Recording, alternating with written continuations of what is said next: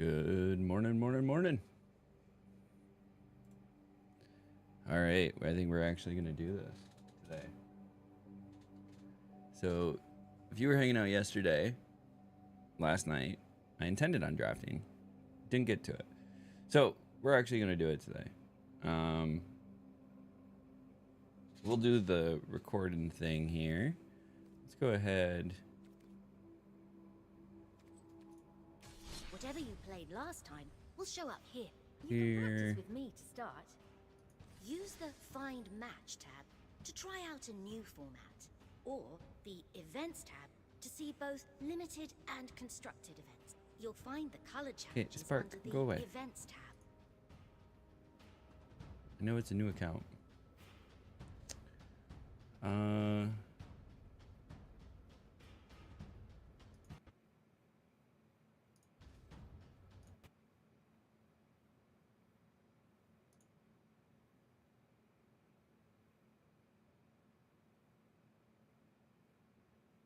Okay.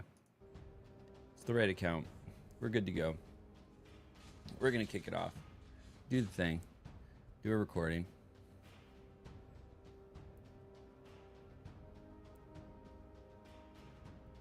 What's up, everybody, and welcome to my first draft in my Bronze to Mythic run with Duskmourn. I mean, that's a little bit of a lie. It's not my first draft in the set. I've drafted maybe once before as a practice draft, and I've been doing a lot of sealed with the new Duskmourn set. I did 3 pre-release, and I even did a sealed in arena. But I'm really excited to start this off. I'm really want to see how far we can go with Bloomborough. We did manage to make it to platinum in 18 drafts, and Duskmourn, we're going to see how we do. We know what our win rates need to be. We are going to start at the absolute bottom with bronze 4. I did have to make a new account to do so because of how decay works, but I'm really excited to jump into it. I really enjoy this set. I enjoy the horror theme, and specifically the 80s horror theme. That was the sort of cream of my crop movie days. I like horror movies. So let's go ahead and jump into the game. I have a few numbers that need to be fixed. This is my punt number. Punts currently at 0 punts. And then me, I'm gonna go over here. Gotta do this stuff on the fly, people. Draft number. We're at draft 0. All right, starting at 0 and 0. We're gonna do probably just a draft token to start here, and 1 draft token. So this will then turn to draft.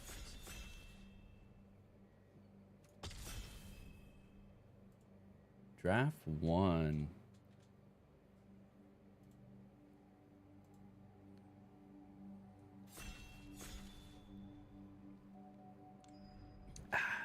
Get that morning coffee. All right, what do we got? First pack. Pick one. Jolly Balloon Man is kind of crazy. Glimmer Seeker. It's a 3/3 with survival. Draw a card if you control a Glimmer creature. If you don't control a Glimmer creature, create a 1/1 white Glimmer enchantment creature token. So basically, if it's tapped sideways, you get a Glimmer. If that Glimmer dies, then it makes a new Glimmer. Otherwise, if you have the Glimmer, you get to draw a card, which is pretty good. Murder is pretty decent. I haven't done a toys deck, and this is pretty spicy. So for going wide, like a red-white wide deck. So let's see what we get in the red-white category. So Glassworks is pretty good removal. And then at the beginning of your end step, it also pings down. So I had this going, and I had another card going one time that pinged their health down. Was this one do it at their end step? The other one did it on upkeep, which was really interesting. Then this is a nice little combat trick. Flash that in, gains first strike until end of turn. Double strike if I have delirium. But I think I'm going to take this little removal and keep the pressure on with that enchantment. Here's another good removal. What else do we have in the white space, though? Grand Entryway. I'm not trying to really force red-white, but I think of the two, some cheap removal is not bad. I think Ragged Playmate's probably where we go here. I do like Possessed Goat. It has some opportunity there. Oof. And Midnight Mayhem. So at least coming... Which way are those? Right to left of the arrows here on the screen. I'm getting some good availability. So Midnight Mayhem, create 3/1/1. This is exactly what we want for our game plan here. So I think we're pretty solidly, yeah, and then grabbing a Grand Entryway. I think we're pretty solidly in white-red. That's a really good start. The Jolly Balloon Man, the Midnight Mayhem, picking up a good removal with Glassworks. That's also going to ping them down. Grand Way, Entryway. We also picked up another good removal. And then Ragged Playmate, a little bit lower end, but it's going to help us out here. Most Valuable Slayer. I like the 2 because there is a lot of stuff that plays with the 2 toughness. So having it be a 2/4, it's got a big ass on it. I do like that.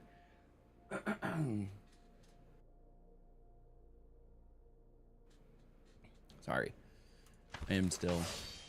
got a cough somewhere along the lines.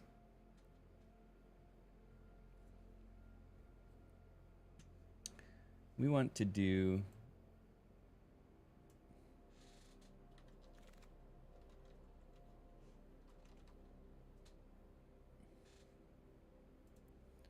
We're going to update the title a little bit. What do we got here? Terramorphic Expanse, not bad. Don't really need to... This is a trap. I do like this one. Rampaging Soul Rager. If I unlock doors... so we already have 2 rooms. It becomes a 4/4. Like, it's pretty solid. I'm actually going to scoop it. Nice little combat trick. We'll snag that. Violent Urge gains double strike.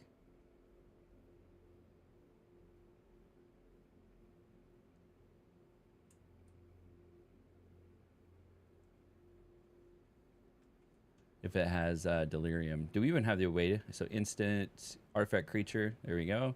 There's 3.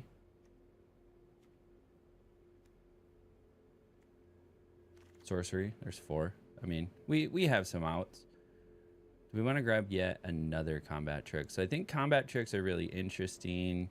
Or do we need another body?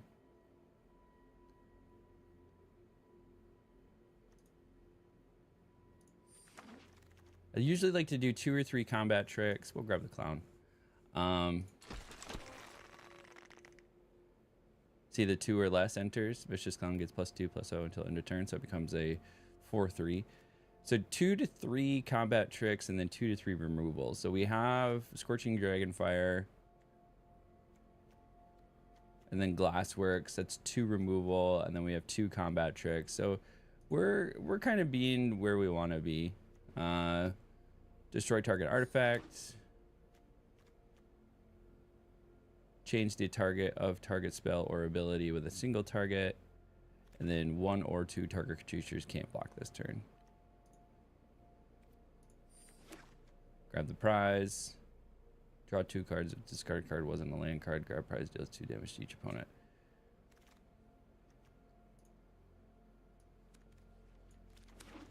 Got some mountains. Ooh. Exile is pretty strong. Trapped in the Screen, though.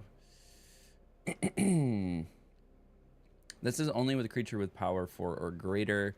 This is any exile target artifact, creature, or enchantment. So this is anything on the board. But this is, yeah, I think exercise is a little bit better. A little cheaper too. With power 4 or greater. So it does have to have power and toughness. This can be anything though. I think we take this. We're not in red blue, but roaring furnace is really good. Acrobatic cheerleader is also another solid choice. I think with trapped in the screen, that's like 3 removal. I think we're gonna be good with trapped in the screen. Undead sprinter, not bad. Trample, haste, 2/2. If you cast it from your graveyard, if a non-zombie creature died this turn, it gets a 1/1 counter on it. But there are some other options here. Create a 1/1 red goblin token. I do really like that. It helps us continue to go wide. So this is mostly a red deck. We're good on removal. I think we could afford another. We have Strapped in Stream, Scorching Dragonfire, and Glasswork. So that's 3 removal. We have 2 combat tricks.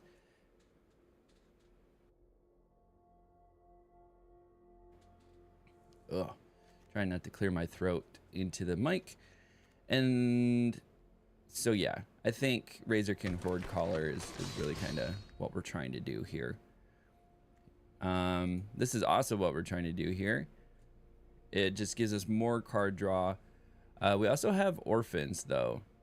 Tap any number of untapped creatures. Go draw Orphans. Gets +1 for each. So we're going wide. I think I might take this. I'm going to take Orphans of the Wheat. Other good choices would be another Grand Entryway. Unsettling Twin. Maybe one of these 3 will table, but I think we're going to take Orphans. Oh my gosh, Arabella came around. Pick 4. This card is like, I just died because of this card in a sealed event. This person had 2 of them, 3 of them. Okay, so Glassworks came around again. Not a bad choice. This one can't block. Whenever a creature you control becomes blocked, you may exile it. You may play that card from exile this turn. I don't know if I have any like ETB cards, so that's good for ETB. I will probably just take Glassworks here again. I know I need a couple more rooms for Rampaging Soul Rager. This is a nice body to have, but I think this just has a little bit more utility. Get a couple of those down there, pinging them for 2 a turn. Let me tell you. Fear of Silence, attack, surveil. It's a 2/2 for 2. This is a 2/2 for 4, but gets you a Manifest Dread. Again, I don't have any ETB triggers, so I think the Surveil is nice. Gives me some card draw. I get to see some cards. We need some game closers. We need something in the air, so this is nice. I do like Friendly Ghost for getting something in the air. Razorkin or Ripchain Razorkin, also not a bad choice. I think we'll put the body.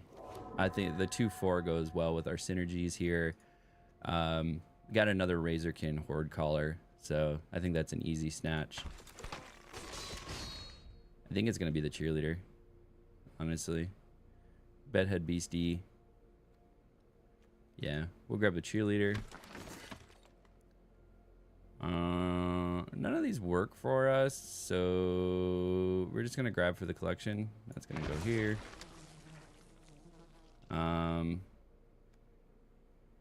Enchantment, when you do 2 damage to any target. So this is actually kind of nice, but we already got a pretty good synergy going. Like, I'm gonna grab some of the new lands. Ooh. I think we'll grab Most Valuable Slayer. Grab another one. There's our 3 combat tricks. Enduring Courage. So Enduring Courage, whenever another creature you control enters, it gets +2 and gains haste until end of the turn, and then it turns into an enchantment that just gives everything +2 and gains haste. This works perfectly for our game plan. Some other, runner-ups here: Savior of the Small. If you have survival, return target creature card with mana value 3 or less from your graveyard, and we do have a lot of creature cards less than 3. So this is nice return, but I think making all of our stuff super speedy. This is also a really interesting one. Gain control of target creature until end of turn. Untap it. It gains haste until end of turn. So this is also a decent, decent card there. Not a lot of great options in this pack. This is not a good pack for us. We will grab another grand entryway, though. Reluctant Role Model and whenever you attack creatures you control. This is huge. I really like this. If you get survival, put a flying, lifelink, or 1/1 counter on it, or another creature controls dies, it can move those counters around. That's super spicy, but so is this.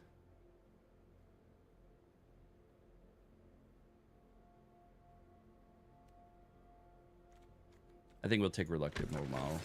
It's just all around good. Turn Inside Out, nice little combat trick. I think we take the Percussionist though. Just gives us more card draw. Gets us some lower cost cards on the board too. So not bad. I think it's the Fear of Surveillance. But we really don't need it. Oof. This does go well with our mana curve though. Do we need more cards? I think we grab the land. Another Cheerleader. Sure.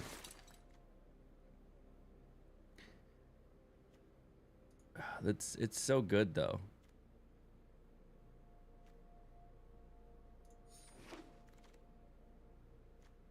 There's another removal, or do we do like a Possessed Goat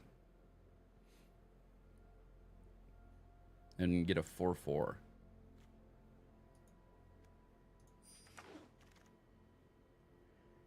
Ooh. So this is a 2-mana destroy target creature. I like the little combat trick nature of Vengeful Possession. We're grabbing Possible Furno just because it fits our colors.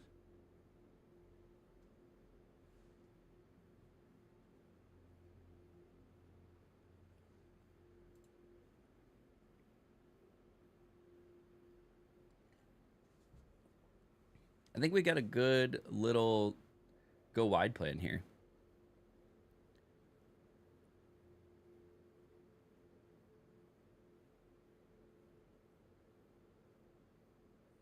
These little moth things are kind of crazy. It's basically just got this like pillar up their ass.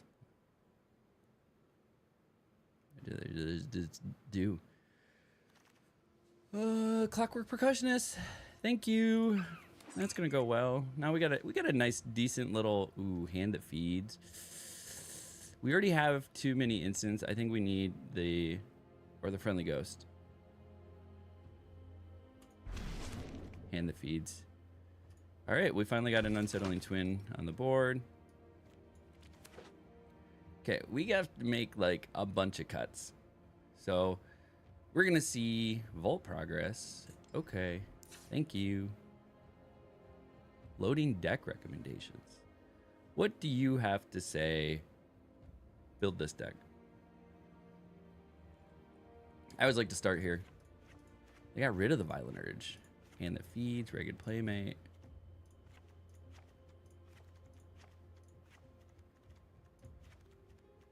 Okay. So first thing first. So we're heavy 15 red, 11 white. So we can go down in planes. So something to keep in mind. Arena for all those that are new, watching along, I'm not going to say I'm the best drafter in the world by any means. It's literally my worst skill set. However, I've been doing this a lot, and I draft a bit, and I know a few things. So in Arena, there is hand smoothing. So you can very safely go to 16 lands because they're going to help you get lands in your starting hand. In paper draft, 17 lands is usually where you want to be. So we could cut a land, and by cutting a land, that does give us an additional slot to put a card. And we have some options here. Let's count out what we got here. So this is a removal. We got 1 removal, 2 removal, 3 removal,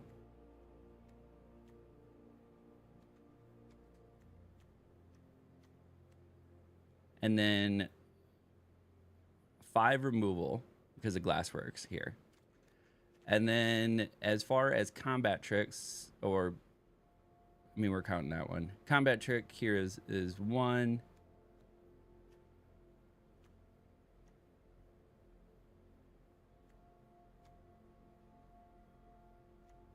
Did I count that too? Trial of Agony is 1.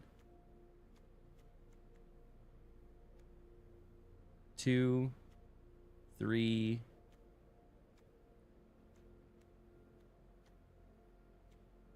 Yeah, 4, 5. Okay. So that is 5 removal. So combat tricks, though, on the other hand, we have... What did we take out? Oh, we took out all the violent urges.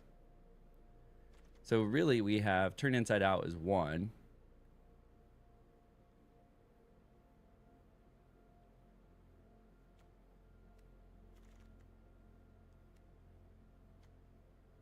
That's it. So we have 1 combat trick. I think we need to throw in another combat trick for sure. So a violent urge is not bad to throw in there. So we have 2 combat tricks. It's a little low on combat tricks.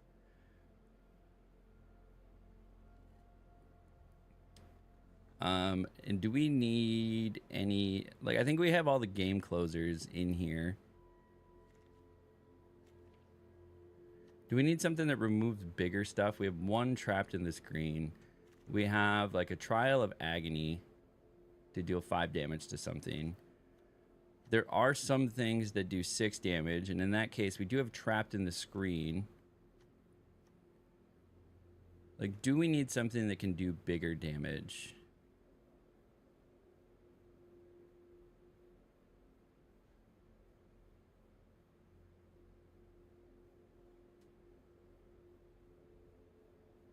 If I can reliably drive Delirium, it is a better card. Because I don't mind running like a 41 or a 42. Or do I just run something that augments the game plan a little bit more? Like grab another Violent Urge. Like we have 14 creatures, 3 instances, 2 sorceries, 3 artifacts, and 7 enchantments. So we have 10, 12, 15 other things, and then 14 creatures. And even then, can we reliably drive Delirium? Does the net deck need some extra spiciness?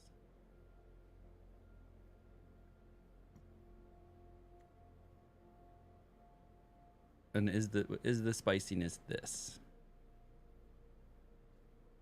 We don't have a lot of top end cards. That's the problem. We have the 2 Razorkins. This doesn't really help.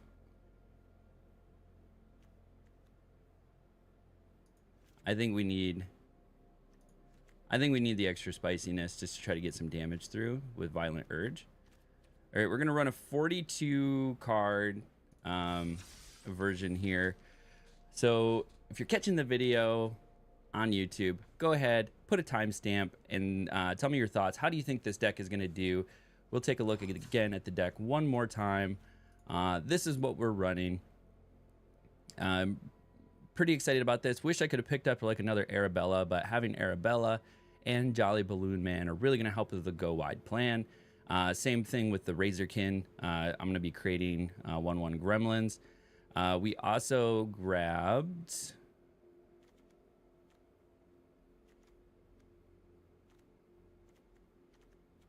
Did we not? Wait a minute.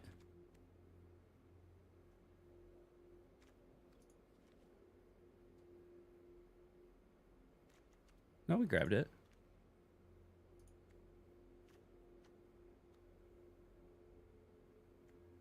I'm so confused.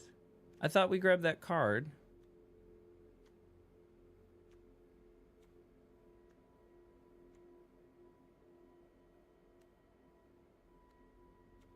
They gave us a bunch of gremlins. Did we not?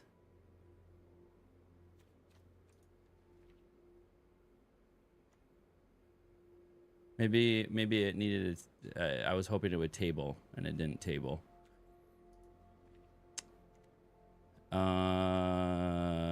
Oh, Midnight Mayhem. Wow. Wow. Okay. I was like, it's right here. It's staring us right in the face. Okay. So we have some of the staples for red white. We have Jolly Balloon Man, we have Midnight Mayhem, we have Arabella, and then of course Razorkin Horde Color, really going to help us go wide. We also have some combat tricks in here, Acrobatic Cheerleader, just some good value cards. This is also really nice, so I could just tap this a bunch of the cards and make it nice and big. So that is one of our little finishers here. Also, being able to start putting counters on things if I can get survival out of it. Things that are going to help against survival, though, are going to be like First Strike with combat tricks. And then whenever Arabella attacks, it deals X damage to each opponent, and you gain X life, where X is the number of creatures you control with power 2 or less. So I'm hoping to be swinging some big numbers, damaging them with the effect, and then... obviously doing any damage that gets through. And then this is also a fun card. We got some removal. We got some synergies all along the way. If I can get this card down, this is just crazy. If it dies, everything just gets +2/+0 and has haste. So that's solid. Again, generation plus counters, and then got some good removal and just good value on the other side with Shattered Yard. And we even managed to pick up a dual land along the way. So I'm feeling pretty good about it. But we'll see. The luck of the draw. This is going to be our first draft one of our bronze to mythic run. Also, great time. Let me know in the comments where how many drafts you think it's going to take for me to get to mythic. Am I going to get to mythic this time? Bloomborough, we only got to platinum. Our win rate just wasn't there. So we are starting at bronze 4. This is starting at the bottom, and we're going to see what we can make happen here. So let's go ahead, hit that play button, and get it rolling.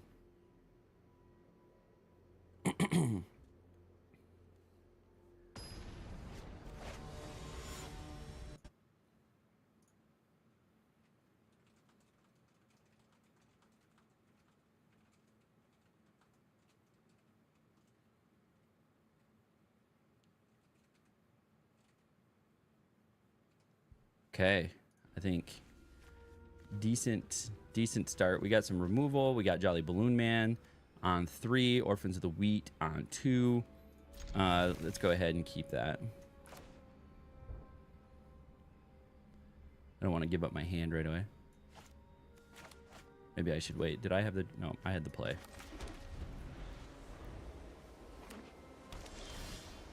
Okay, all right. Another tip I learned is in draft, especially in arena, your win percentage has a significant increase if you play every land. So every turn, play as much of your mana. Okay. As much of your mana as you can. Another target creature you control, except it's a 1/1 balloon in addition to its other creature types. Do we hold or do we play this? I think we play it. Go aggressive. Get our 1 damage in.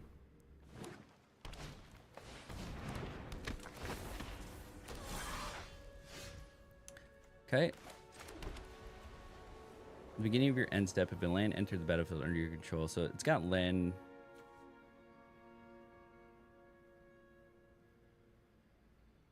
Okay. I think we get this down.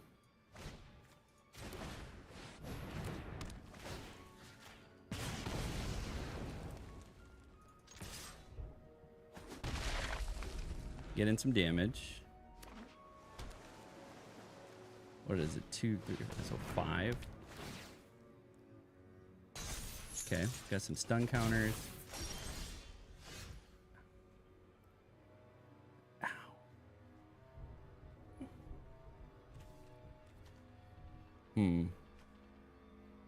I think I saved that. I think we play cheerleader. I got like a cramp right here in my rib. Oh, that sucks. Oh, that sucks. It's not going away. Trying to like breathe through it. Yep, there you go. So we do this.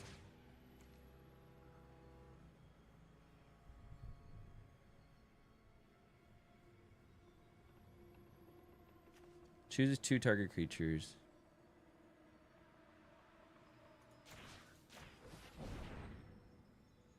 One takes 5 damage.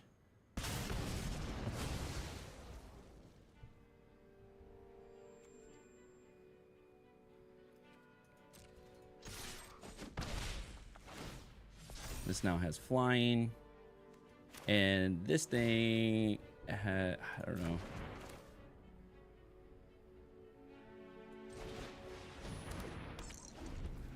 I think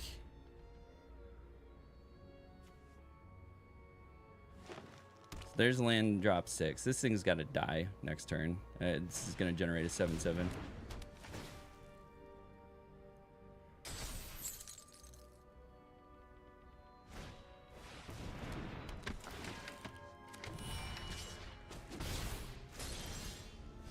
All right. Fortunately, I got to spend this. That's going to create a 7/7.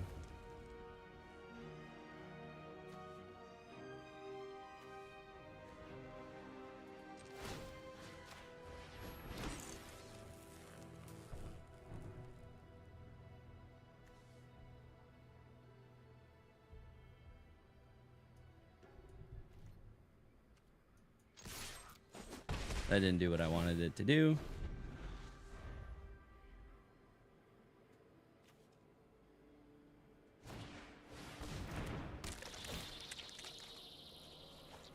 Okay. Now, how many lands do they have?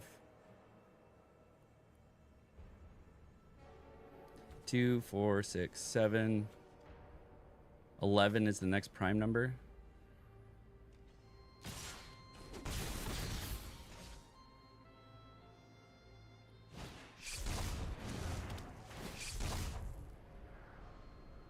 Manifest Dread.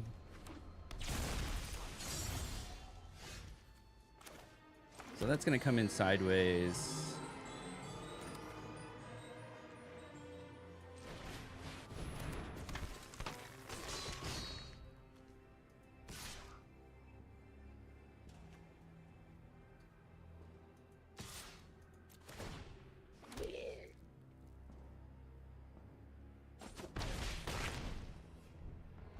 Okay, I think we just keep swinging. Just keep swinging, just keep swinging. Oh.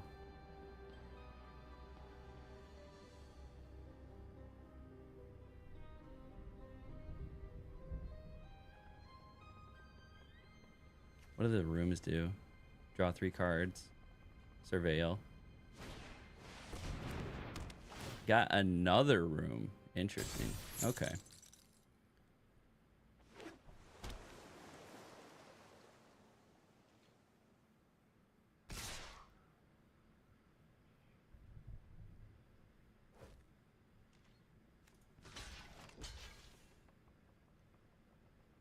Do they have some sort of like...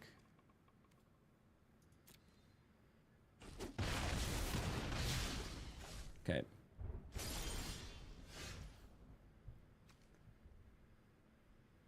Target creature. So I think I do this.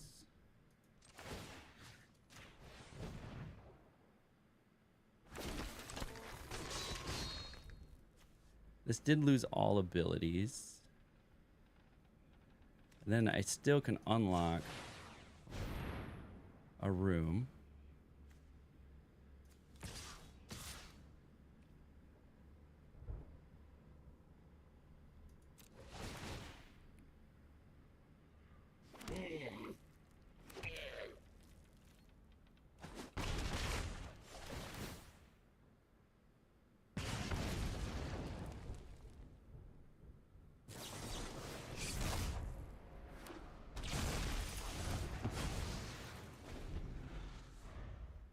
Okay, so I can block with Arabella. It lost all of its abilities. Okay.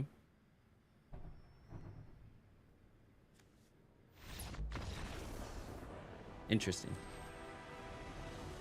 They ran out. I felt like they had the advantage there. But they quit. Okay, so we'll take it. We got the first win on the board.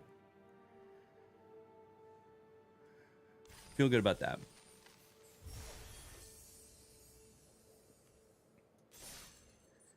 Remember, a couple key areas that we're really focused on is 3 wins is huge. Gets you from 250 gems to 1,000 gems. The next big one is 5 wins. That's like your go infinite mark. So we're targeting 5 wins at least on average for this. The ideal win percentage, though, is an average of 6 wins. A 66% win average is going to get you to platinum or to mythic reliably. Everything through gold, you get 2 pips per win and 1 pip for a loss. So you really only need a 33% or above a 33% win rate to move up through there. So like my win rate was like 45%. And so I kind of cruise through gold from bronze to gold. But then when you get into platinum, now it's 1 pip for a win, 1 pip for a loss. So you need to win twice as much as you lose, hence the 6 wins being the target to reliably move forward into Mythic. So that's our kind of inflection points.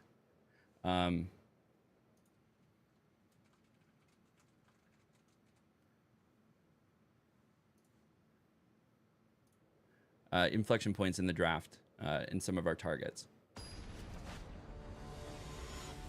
3 wins to stem the bleeding, 5 wins to go infinite, and 6 wins to make mythic. That's the way we're going to think about this. I would ideally like to get a red land, but we have a decent little curve here. So we'll keep it starting on 2 drops here. And get Reluctant Role Model down. They got a survival creature. We got a 3rd land. So now we have our access to our removal.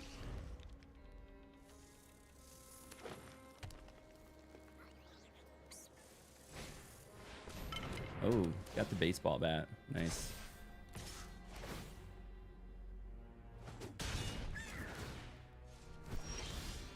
See, it's not the sexiest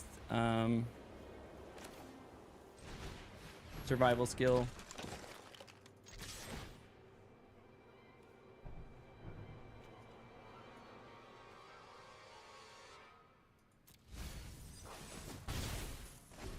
That gives us 2 cards towards Delirium too. We already have one. We also don't have access to a red land source, so it made sense to dump it. So now if it attacks, though, this guy is going to get some stuff.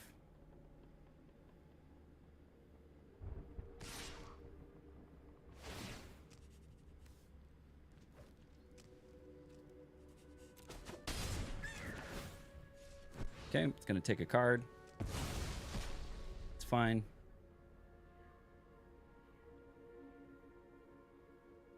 Did they miss a land drop?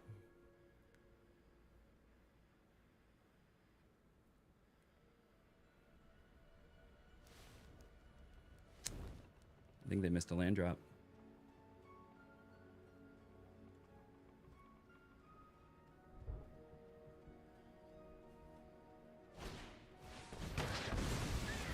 Oh, there it goes.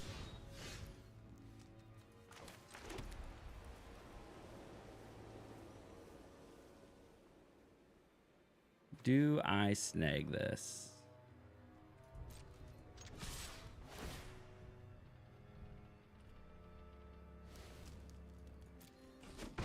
Really need a red land.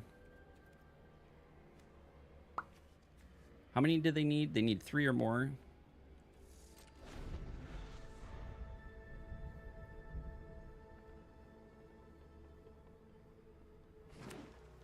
Okay, they get a land drop.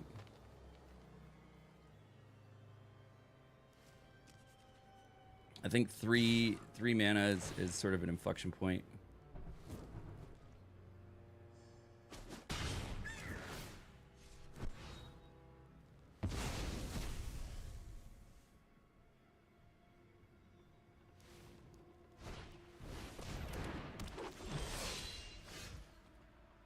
Yep.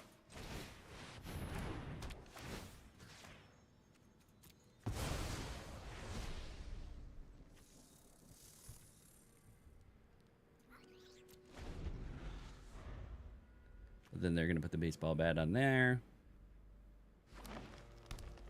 Okay, now they're getting their land drops, and I'm not. Taking this hand might have been the punt.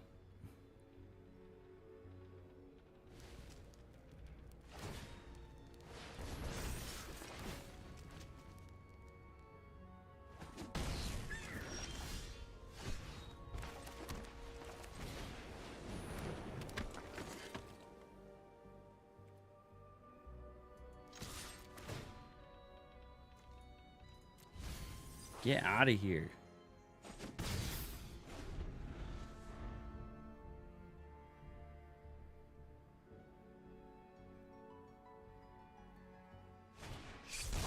Manifest Dread.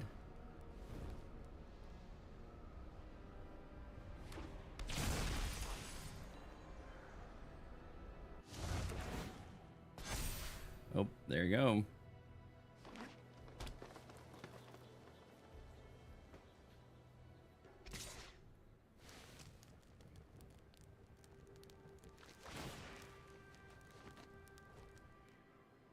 It's not looking good.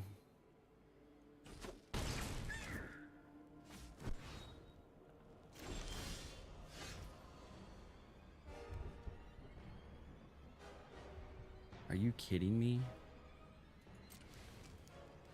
Spreadsheet gang. What's up, Digital?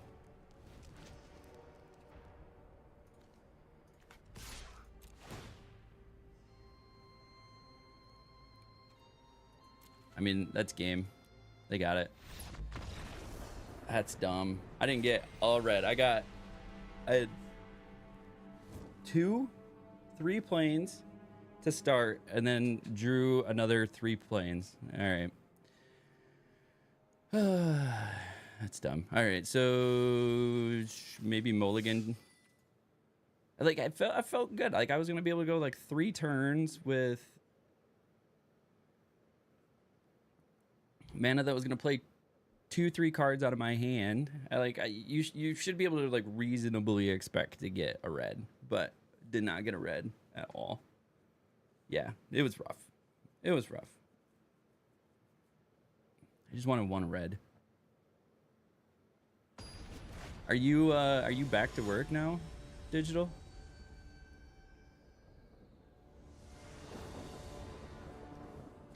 Okay. A little bit better.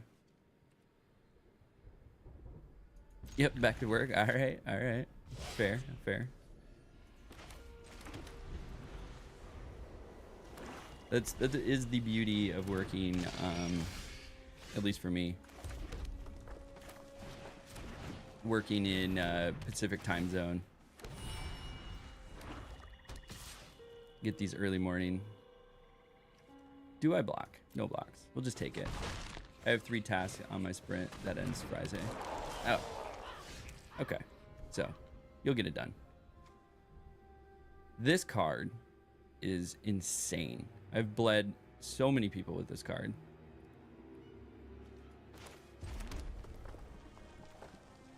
Do we put this guy out? I think we put... Or do we put... Do we kill it? They don't even, they're not even close to delirium.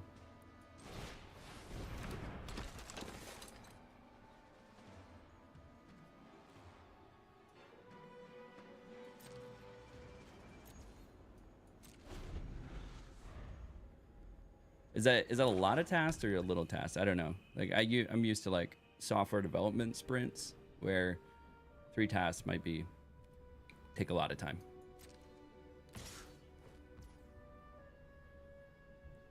So if I block that,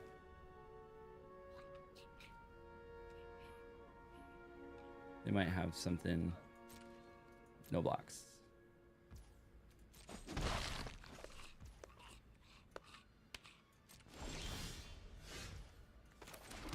Nah, they're easy. I'm just milking the weed. Yeah, that's fair. I know you got to recover.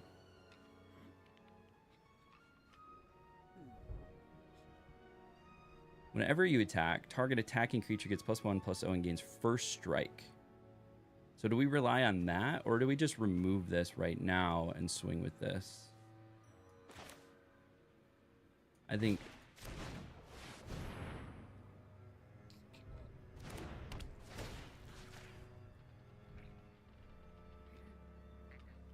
They have something to protect that with.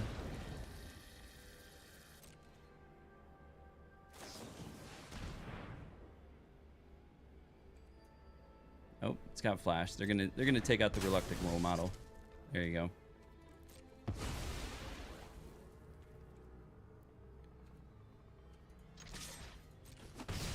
Gotta start getting some damage in here.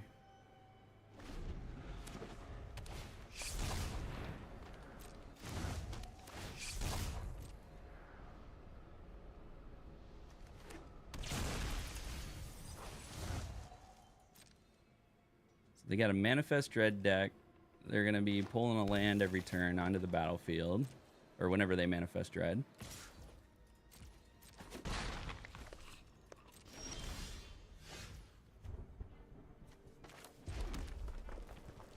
So...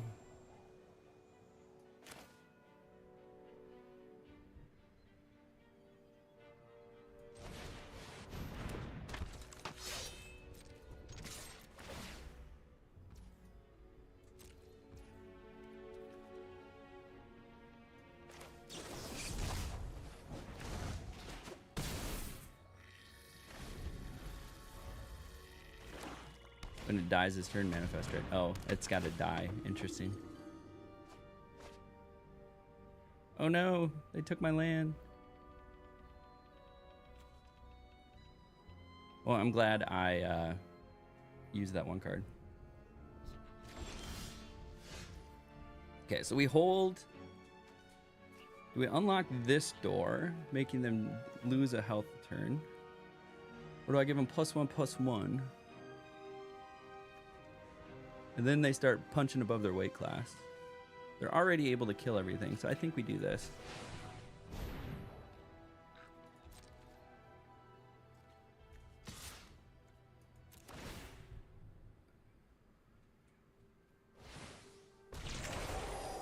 Oh, nice.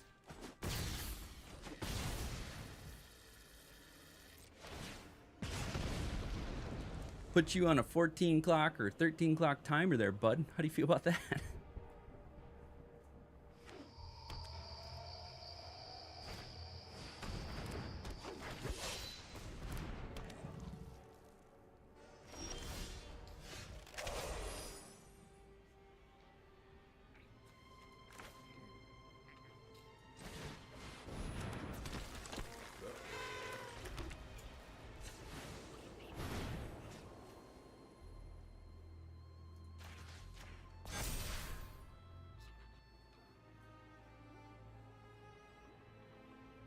Do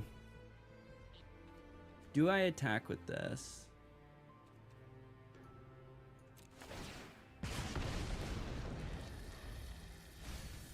Now I do have some ways to kill some of the 3/3s if they attack into it. Then obviously some ways to kill the 2/2s.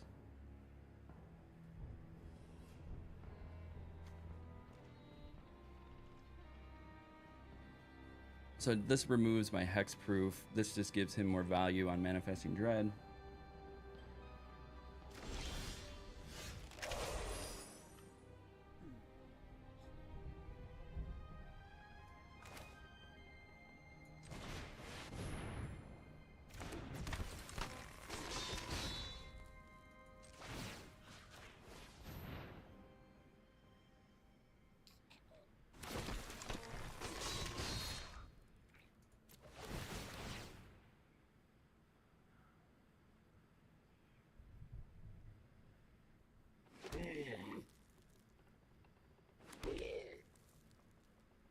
There we go. Now we're starting to make some spiciness happen. Okay, block it. That's fine.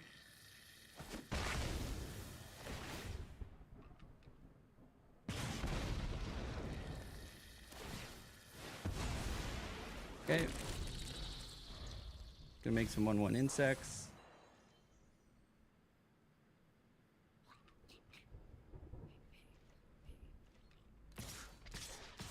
I mean, if you attack with those, I'm gonna do the same thing.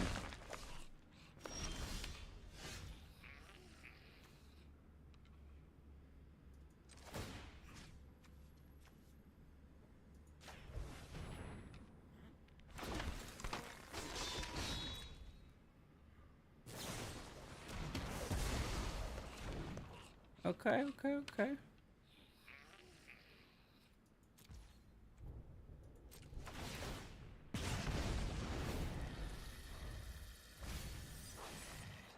Ooh.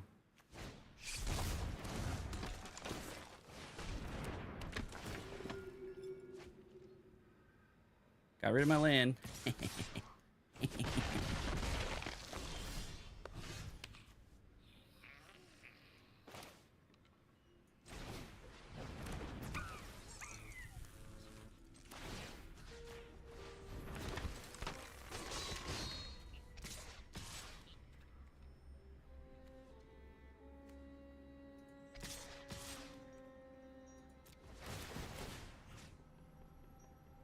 Target attacking creature.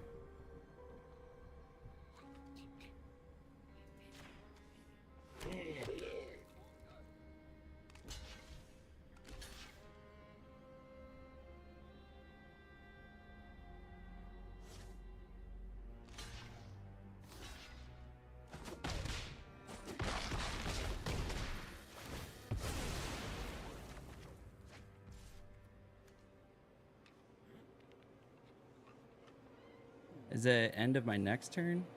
End of your next turn. Nice.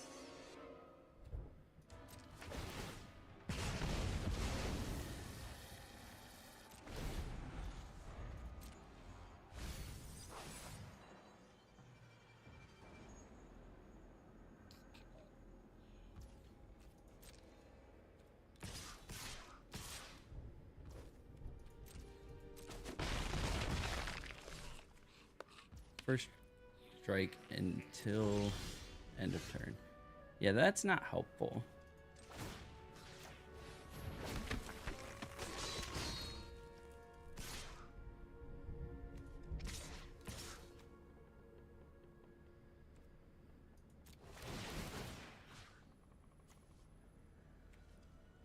Gains first strike.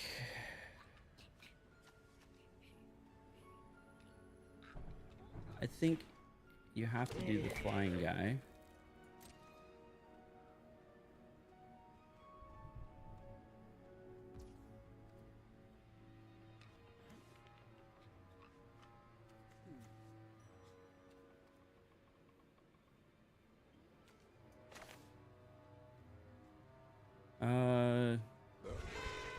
He gives a double strike. Yeah.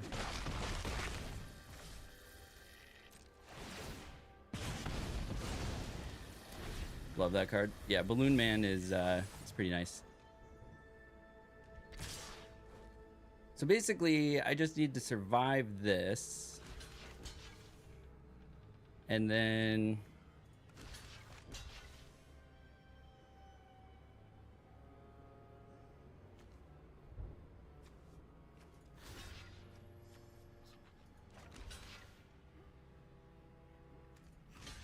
I win.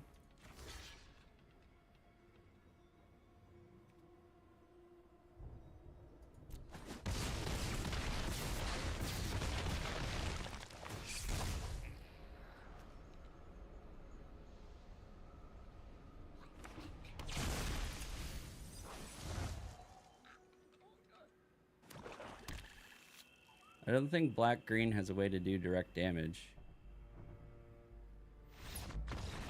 Oof, that was close.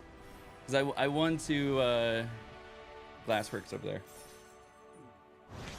I literally could have just gone but like go, and then they would have taken 1 damage, and I win. All right, bronze tier 3, making it happen. But yeah, we got a decent little deck going here for those in the room. We have Arabella, awesome staple in the Boros. Jolly Balloon Man, another great staple in the Boros, and Midnight Mayhem, doing some work. And then obviously this card is great for more token generation. We got some removal.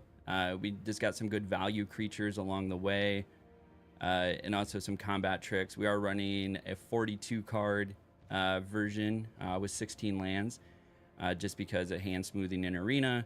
And but yeah, just good value lands, things that are going to help with the go wide and getting through our deck. And then, you know, evasion just to get some more damage in, see more of the deck with clockwork, and then obviously the removal and combat tricks along the way.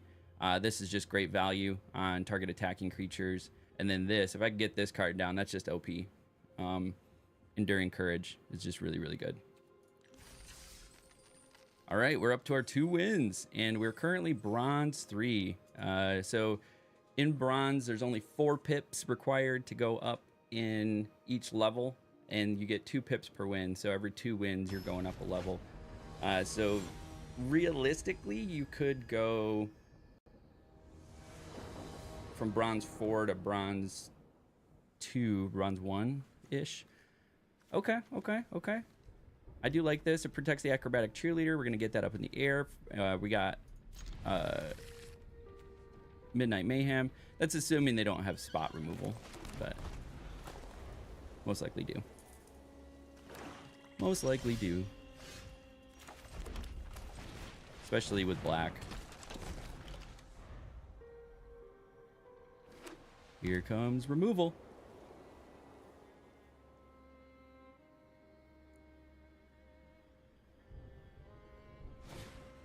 Ooh, nope. Since I only have 1 red, I almost played that. I'm gonna save it for this.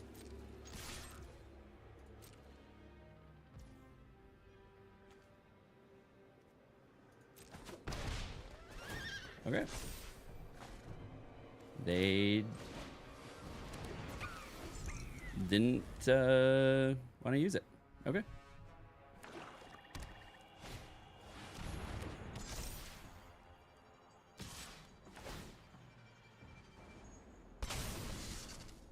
Oh, nice. Nice.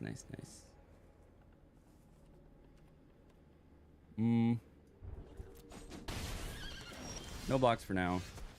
I say we play this to get our goblins.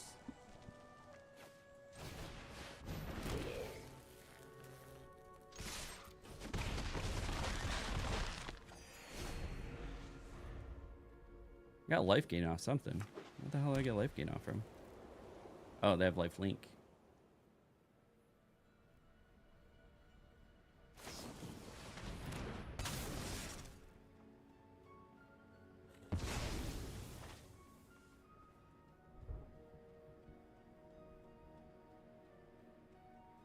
There goes nowhere to run. Can I get delirium? So I have a creature and a sorcery. I don't have a reliable way at the moment. So they're gonna do 7. Ooh, jump scare. Gonna do a little bit more than 7.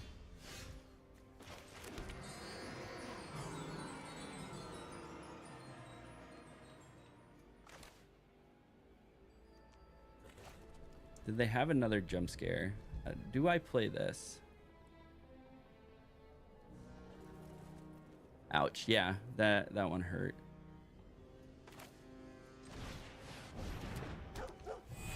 I think we save.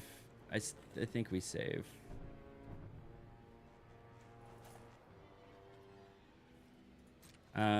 Maybe swing with this.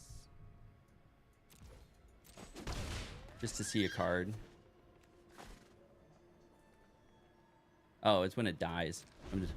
I'm done. Oh yeah. Yeah. I thought it was when it attacks. It's when it dies. Read the card. Read the card.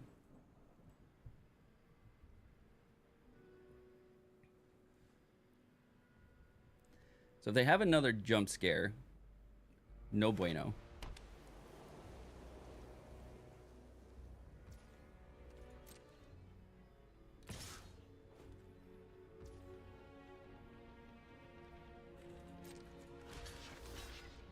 Block.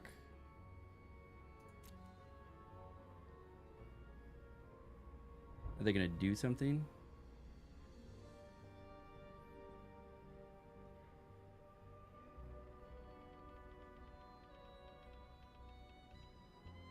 You got a combat trick there, bud?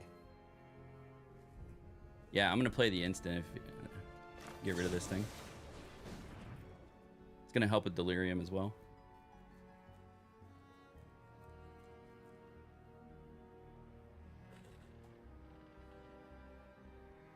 Or force a removal. Yeah. That jump scare was painful. That's for sure.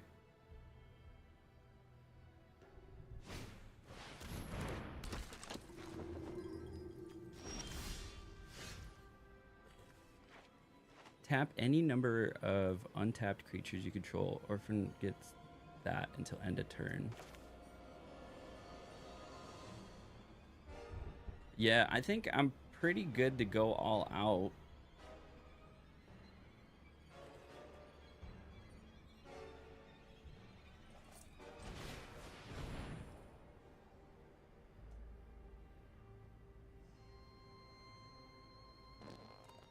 Let's see this.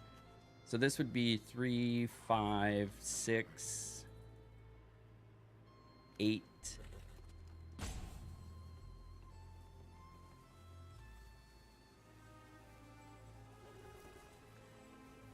Then I could flash in this and... Oh, I don't have delirium. Doesn't have double strike. So the downside of doing that, I don't think I can go all out.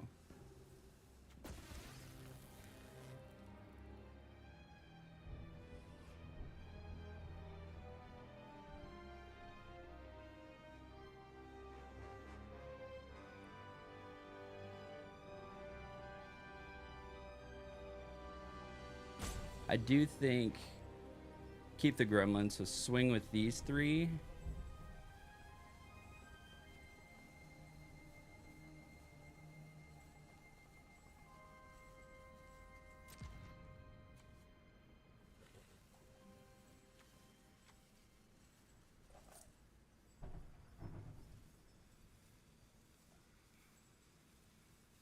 This is very tumultuous. I think I swing with these 3.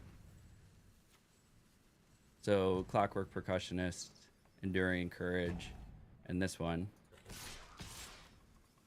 Keep the gremlins.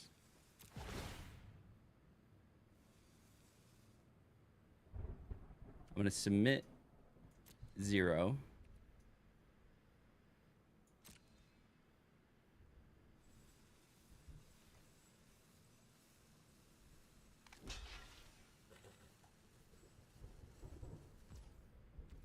Do I use this?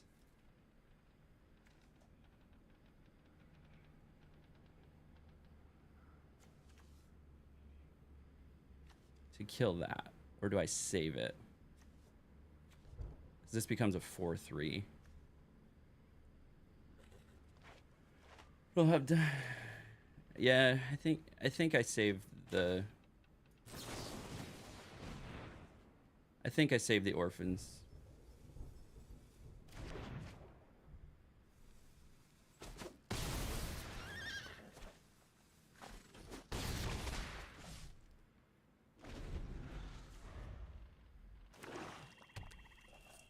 Oh wait, this doesn't do any card.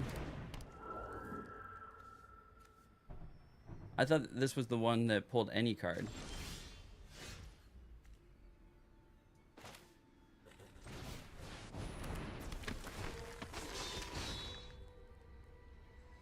So say he blocks the 2 biggest ones.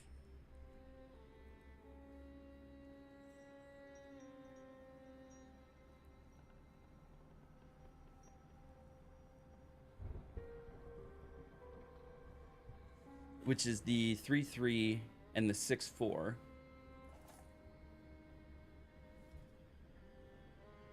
Then we swing with the orphan as well.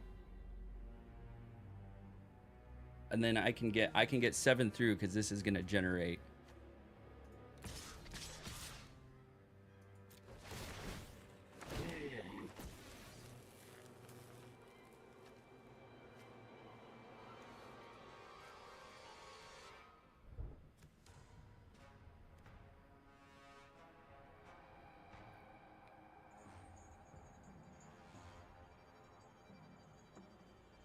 And then save 1 blocker. I think we saved 1 blocker.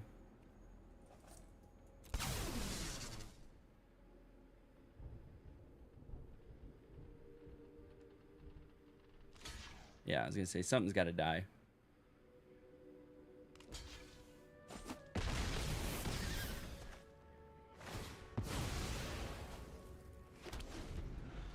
Okay, so we still have this. I saved Clockwork.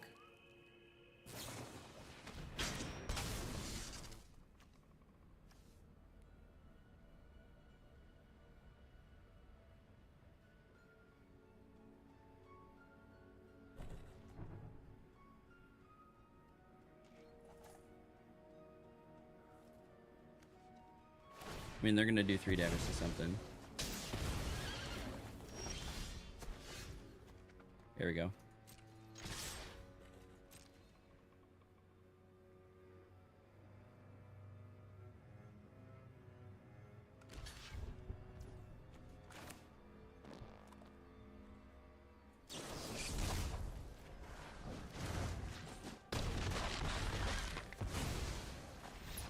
Whew, that was close. I got scary there for a minute.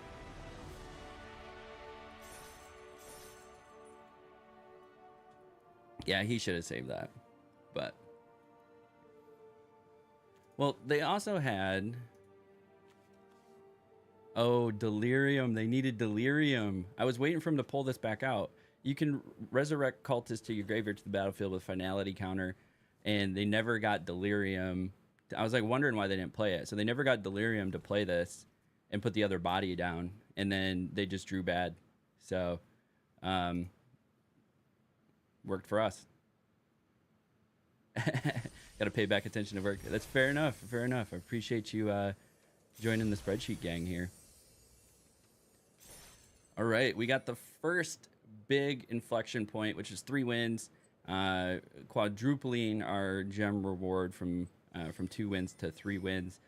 So that stemmies the bleeding. So if you do any day trading, you know that's putting a counter position to hedge your bets. So we've officially hedged our bets, and now we start getting into looking at next profit territory, which is 5 wins. And then hopefully we get to our desired average, which is 6 wins. I do feel good about this deck.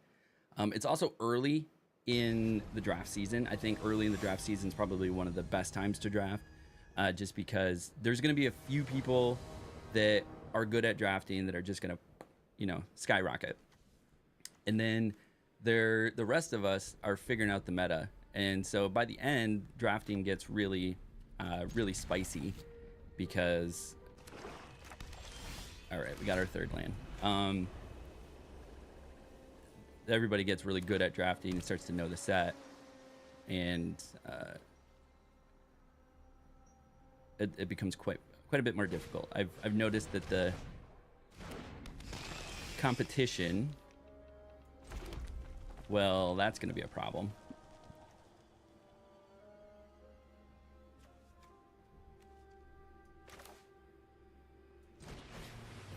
I think we get this out there, try to turn it sideways.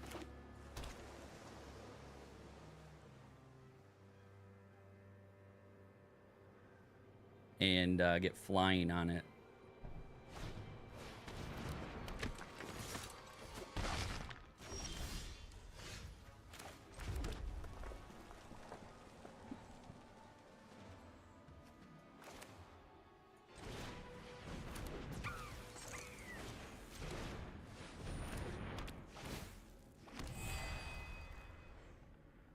Can't be blocked by glimmers.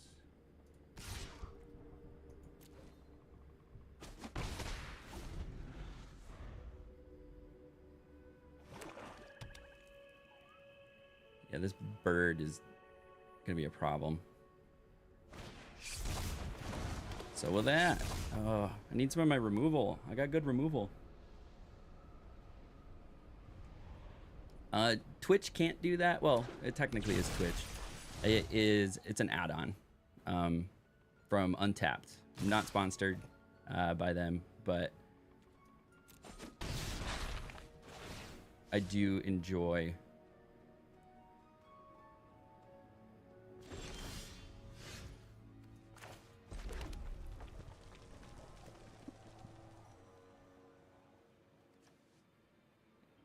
now. This is where it gets interesting. Because I can do this, do this, do this.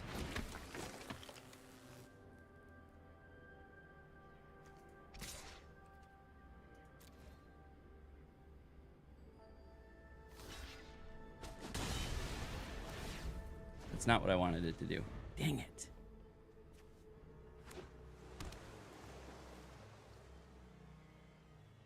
Four in the air is going to kill me here.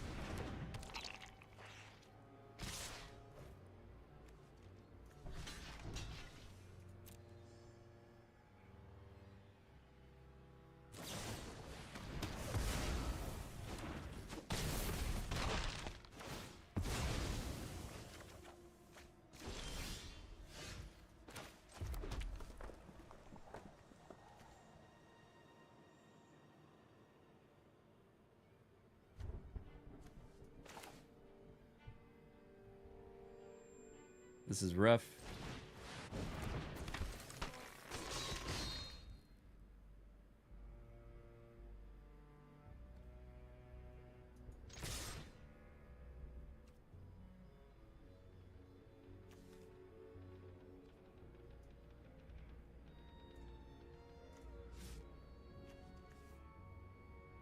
I moved too fast.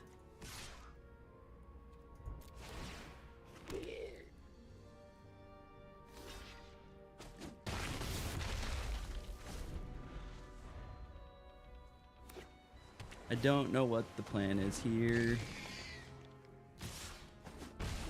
The creatures in the air are gonna kill me. I need removal.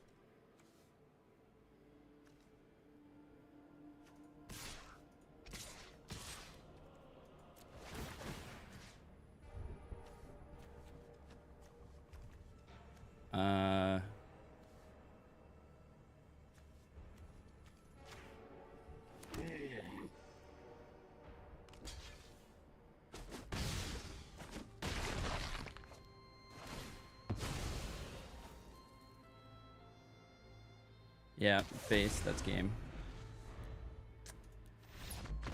I specifically have removal for things in the air.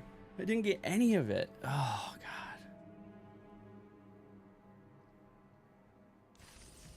Yeah, the plan is to lose that match. That's rough. Yeah, because we had, you know, 2 Glassworks would have done it. You know, Trial of Agony could have done it. Scorching Dragonfire could have done it. Trapped in the Screen. Like, we have 5 things in our game plan here that could have helped us out there.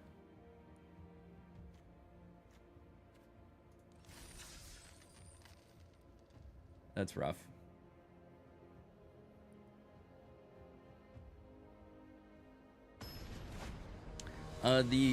The flying balloon disappears at my end step, so it wouldn't save it for the next turn to be able to use. So otherwise, yeah, that would be a good plan.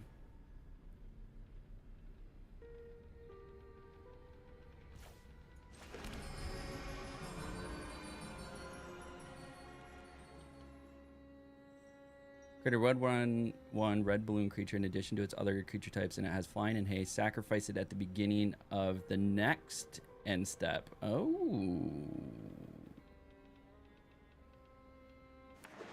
You're right.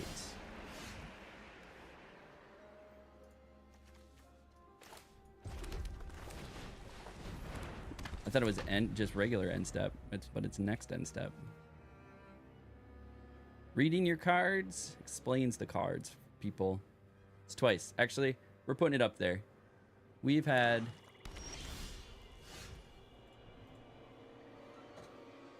2 punts in the last game alone.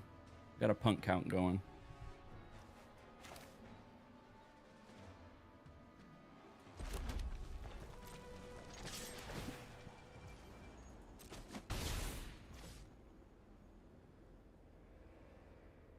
You use it on their turn when setting defenders. That's how it works. So it's end of next.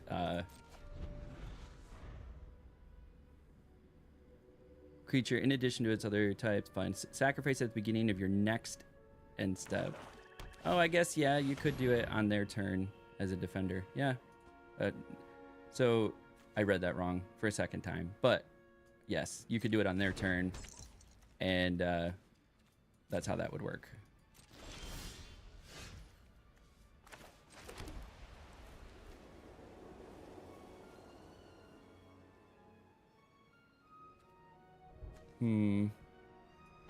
Say we play this guy first. No attacks. Gotta run for real. Hit me up on that Thursday night. I'll see if I can hop on and play a couple games with you. All right, yeah, sounds good.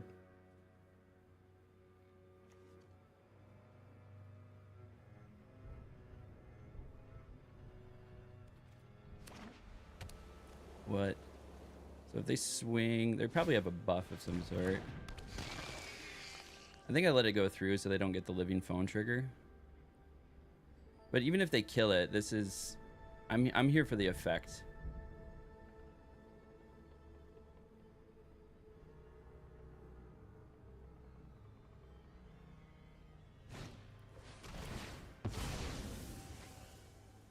Unless they exile it.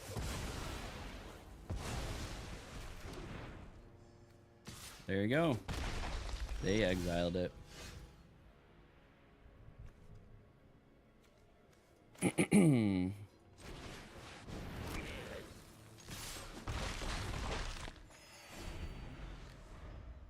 I really wanted to be able to use the +2/+0. Yeah, screw that spider. Spider's gonna die with Glassworks.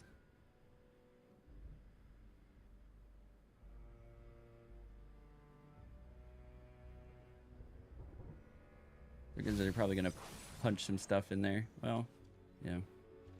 Up to 4. It does cost 6 though.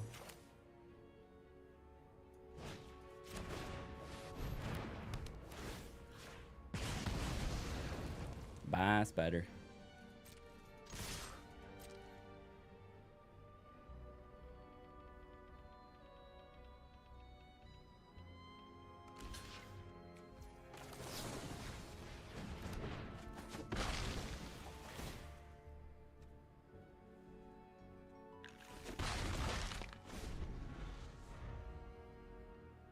Oh, I missed the mouth hole.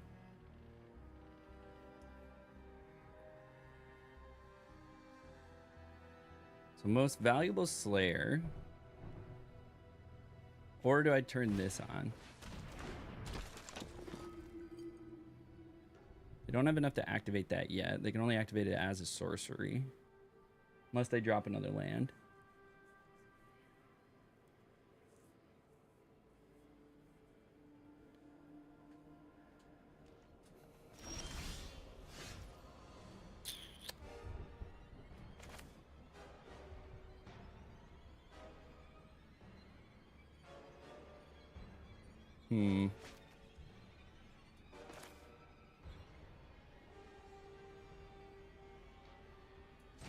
I think we dropped the most valuable Slayer.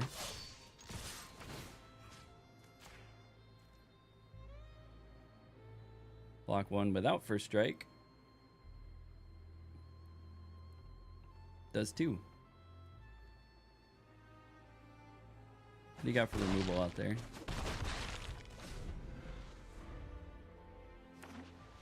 Okay, they got their land. Are they going to sacrifice it for something?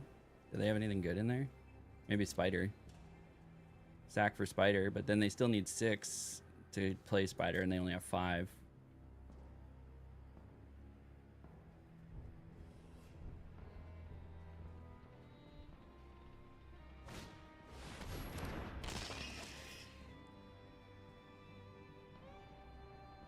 Okay. So 5 mana, 5/4.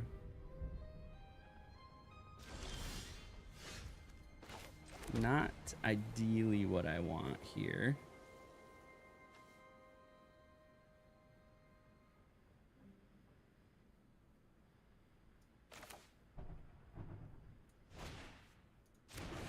We're gonna create a Glimmer.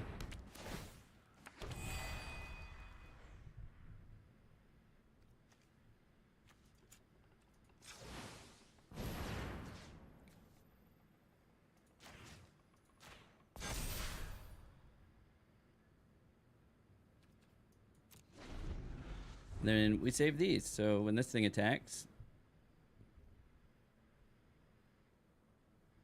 it dies.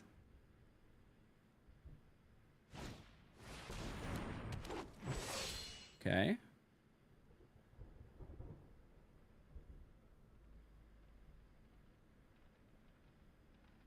And then I think maybe we turn on this other door, start applying pressure, unless we get a really good card.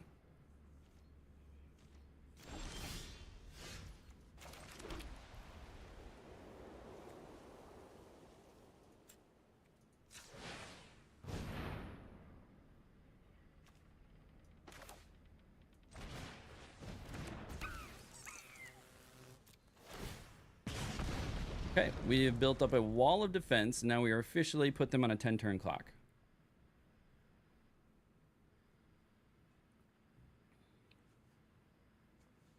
Nine-turn clock.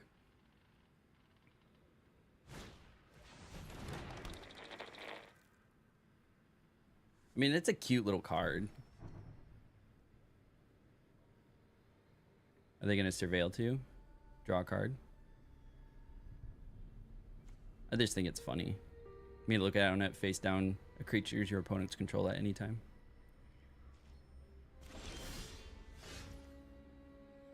Oof. Oof.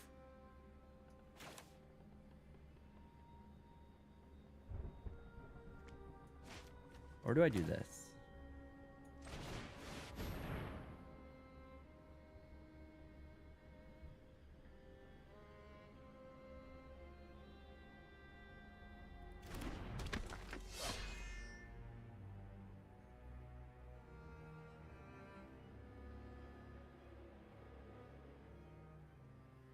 And then I'm going to attack with this and then put both counters on that card. And so then it's a 4/2 with first strike.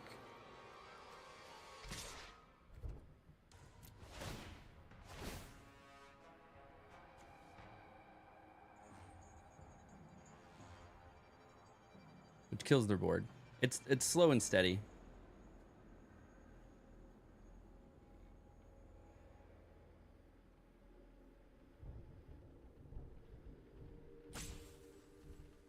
And then if they let it go through, it's going to do 4 damage.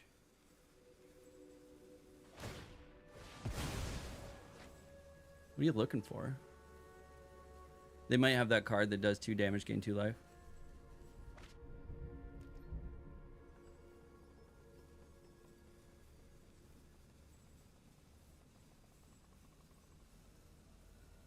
Gotta block with something. And it just dies to the gremlin. And then we just keep doing that.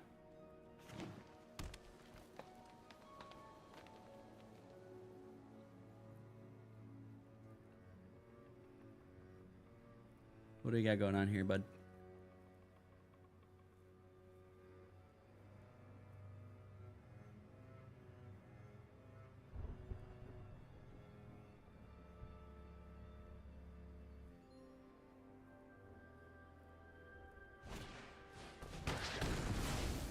Okay. Is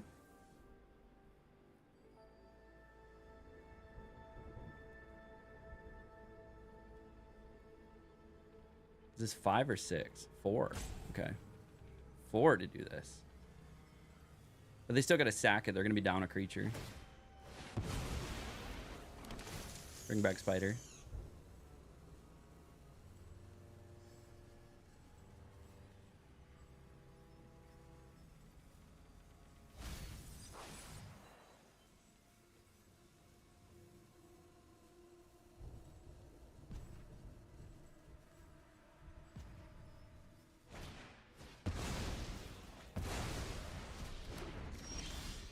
They really did not like that.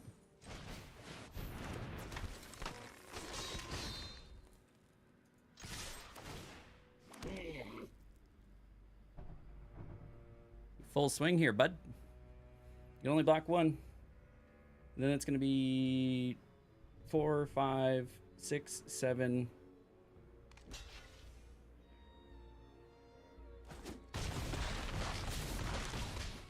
And then you lose 1 at your end step. Boom. Boom. We got the deck to go burr. That's what we needed to do. Got the bronze tier 2. It's going a lot better than it did in our attempt number 2 in Bloomburrow. We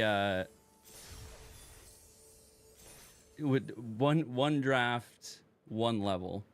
So we would go from bronze 4 to 3. Next draft was 3 to 2. So it was slow going.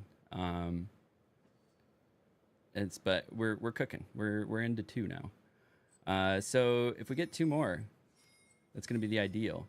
So we're flirting with infinite. 1 more win is technically infinite, and then we can go from there. We might have time for 1 more.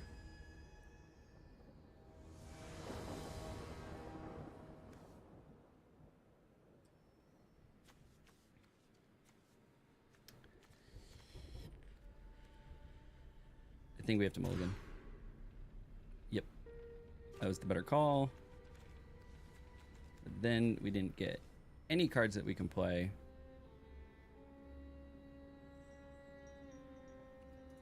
We're mulligan again. Okay. We'll take that. Actually, we will actually drop a plains. So we're going to drop a plains. One of these guys.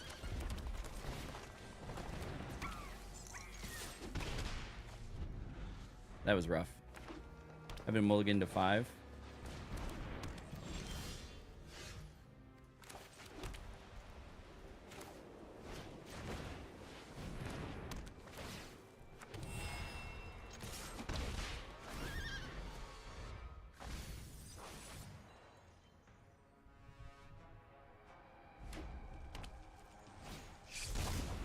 Manifest Dread.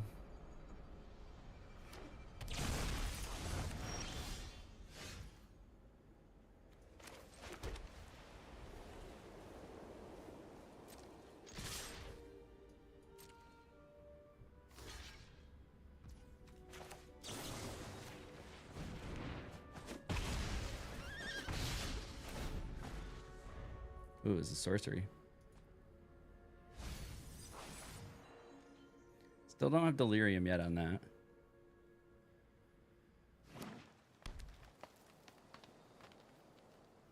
I think I have to kind of build up some cards here in hand.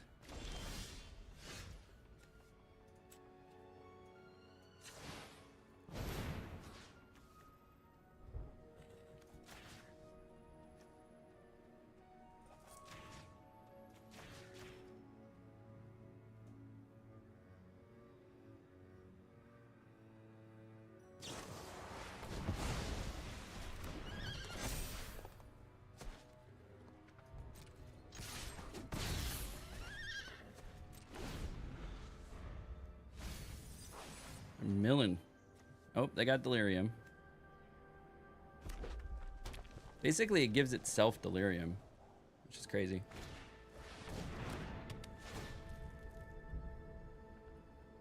I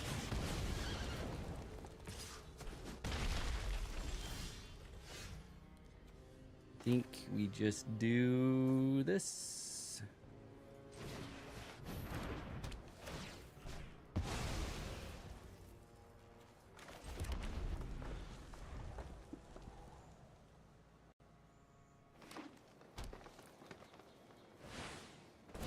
Yep. That is fair.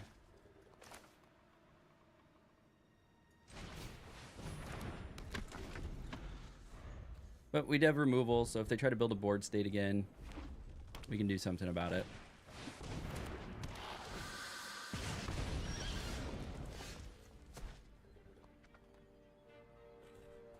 Two creatures controlled by the same opponent.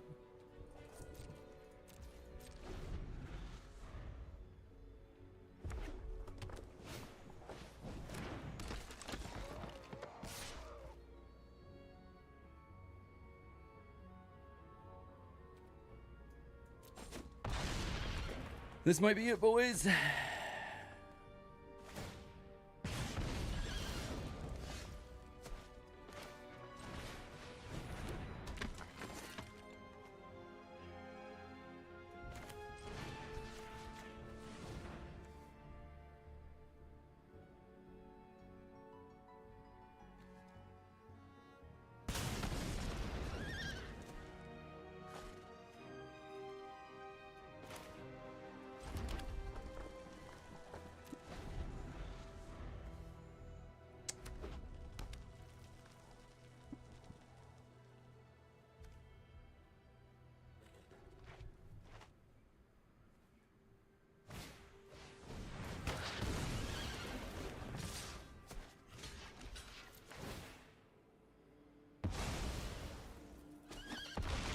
That's game. That was game. All right. 4-3. Not terrible. Not terrible. And there's downside loss protection. So we got to bronze 2. Pretty excited about that. We might actually have time for one more draft. Let's take a final look at our deck. This is what we were working with. I think we had a pretty good draw. We had some staples in the old Boros colors here with Arabella, the Jolly Balloon Man, and Midnight Mayhem. We had some way to buff some stuff up, keep it alive, do some outsized damage for all the 1/1s that we were making. Same thing here with Turn Inside Out. Some decent removal with Trial of Agony, Scorching Dragonfire, Trapped in Screen, and 2 of the Glassworks were our removals. And then we just had some good value cards. So Clockwork Percussionist, Acrobatic Cheerleader, Fear of Surveillance, Orphans of the Wheat, Reluctant Role Model, and then Valuable Slayer. Definitely did some work for us. And Enduring Courage, it was a great card for us. I wish I would have got that down more often. And then just some decent value with Grand Entryway as well. So all that to be said, that's going to round out draft 1 of our Bronze to Mythic run. What we're going to do next is more of this. So if you're catching the live stream, I appreciate you. If you're catching the video on YouTube, like, subscribe. It's free. It helps the algorithm. If you like Magic content, that's what this channel is all about. I do Bronze to Mythic runs. I do vlogs on RCQ, so Regional Championship Qualifiers, trying to qualify for the Pro Tour. This is all in an effort for my path to pro. which you can follow along right here on YouTube, and all my other socials, which you can find on halfpump.com. So until next time, as we always like to say around here, we'll catch you at the table. Cool. So we got one video done. We're going to jump right into it, and we're going to do another one. Let's claim our winnings and kick this off. So, oh, messed up. What's up, everybody, and welcome to draft number 2 in our bronze to mythic run. We are trying to go the distance. I'm really loving this set. I'm a big fan of 80s horror in general. And I think there's some really fun play styles. It changed up which colors are strong. I think I got really sick of seeing green and white in Bloomburrow or squirrels. It was like the top 2 decks. But right now we're early in the drafting meta. The meta is shifting. A lot of the decks seem to have really good game plans and are exciting to play. And I'm loving the art and the theme and the feel of this, especially as we're getting into spooky season. It is officially the first day of October. And so without further ado, let's go ahead and jump into our draft. In the last go at this, we are now on draft number 2. Let's reset the punt count for this draft. And we got all the way to bronze tier 2. So the way this works in bronze is there's only 4 pips to go up a level. Every win is 2 pips. So you move quite quickly through bronze. We got 4 wins last time, so that got us 8 pips. And I don't even believe you lose a pip when you lose in bronze. So it's really easy to get out of bronze. And then when we move into silver, it does move to 5 pips. But the bronze through gold, anything over 33% win rate is going to get you, is going to make you progress. But our target win rate is the 6 wins. That's going to get you 6 wins, 3 losses, a 66% win rate. And that's what we're really trying to target here, because that's really the only reliable way to get to mythic, unless you grind a shit ton of games to make it happen.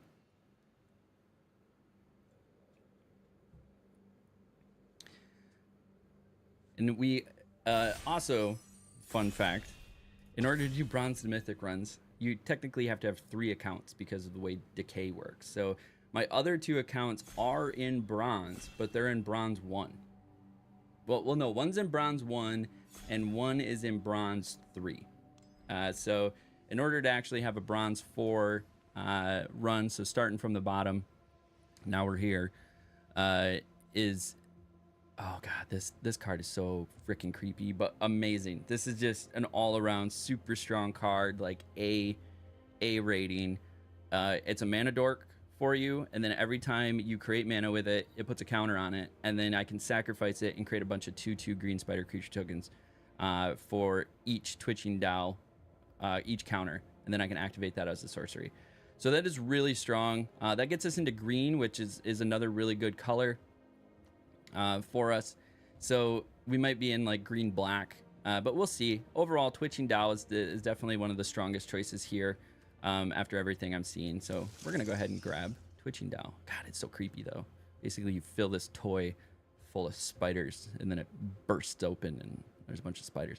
I don't understand why all the spiders need more eyes. Like, spiders already have 8 eyes. Why do we need 2 human-esque eyes on the spider itself? It scares me. It's gross.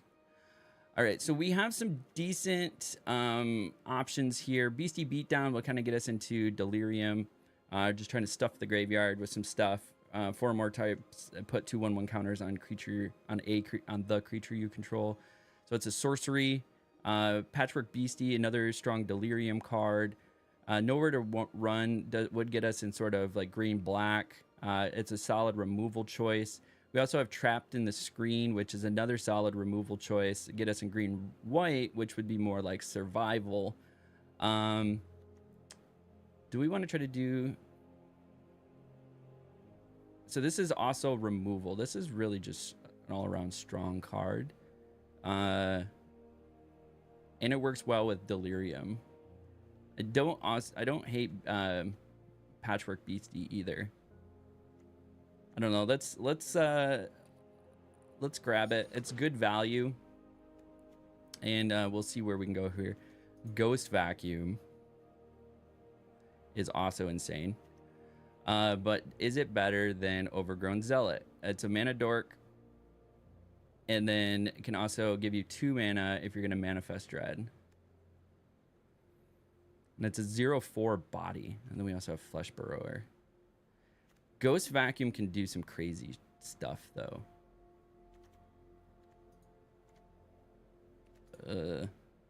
It's really good utility. Because it does pull it out of the graveyard. And it's an artifact, so it's hard to remove. So it can stop them for Delirium. I don't know. It can stop them from getting Delirium. It gives you a bunch of creature cards that you can then on turn 6 pop, which is really nice.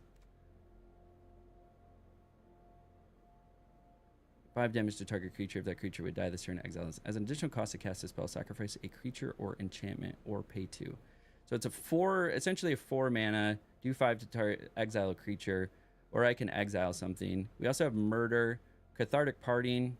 The owner of target artifact or enchantment opponent control shuffles it. You may shuffle up to 4 target cards from your graveyard into your library. So that is another solid one.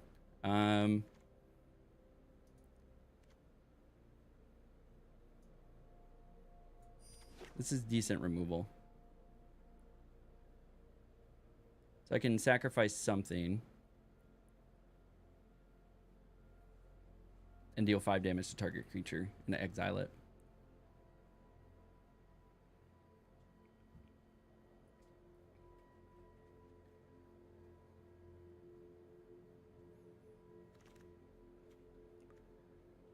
Ooh. All right, so we have some good options here. So Violent Urge is good. I think Flesh Burrow is probably... It just makes things live. But also Valuable Slayer does some work for you as well. I really enjoyed that. What is this room? Basic land card, put it on the battlefield. Manifest Dread. So this would get us heavily into the Manifest Dread. All right, let's grab Valuable Slayer. This will get us some card draw. Some long neck is also really good. Get us a lower cost creature. All right, what is the game plan here? Try to get Delirium.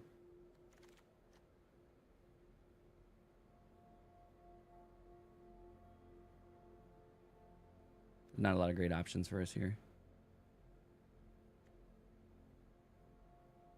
I mean, it's a 4/4 Survivor in green.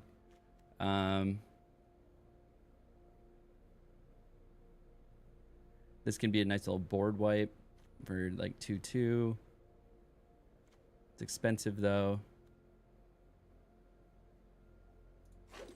I'm not the biggest fan of Cautious Survivor. Cathartic Parting though.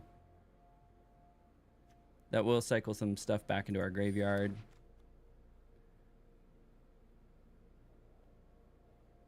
And is removal. So we have 2 removal. Like probably not playing Cautious Survivor. Twitching Dial. Twitching Dial definitely. We're keeping that. Coordinated Clobbering. It's probably the removal that we're grabbing here. Another Cautious Survivor. Attack in the box doesn't hurt because it's going to help us get Delirium. It's an artifact creature. Plus, it can be a 1-time 6/4. Like, it's not terrible. So you can sneak it through for some big damage. Impossible Inferno. That's going to help us with Delirium. We also have Ticket Booth. Actually, I think I'm going to grab this one. None of these really help us, so to the collection it goes. To the collection it goes. Okay. Say its name is interesting. I haven't seen enough of these come through. Defiled Crypt is not really in our colors.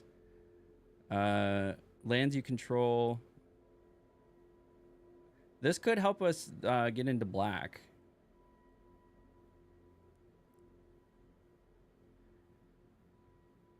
We don't have a lot of good options here.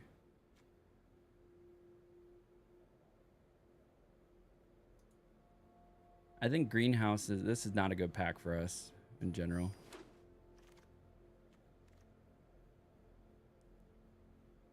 This is helping with our Manifest Dread.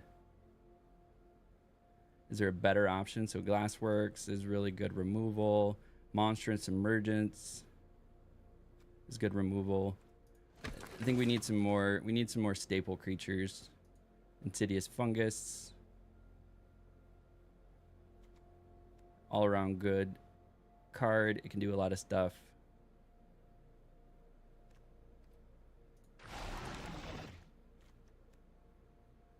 Painter Studio.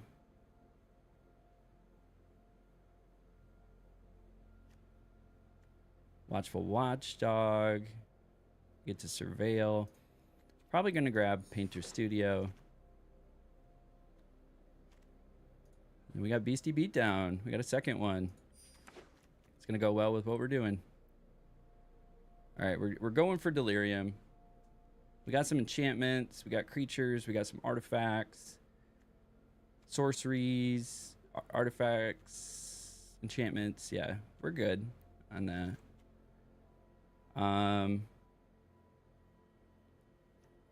Combat Trick, I think, is what we're going to grab here. So we have Turn Inside Out. This is Trial of Agony, another good one. So removal.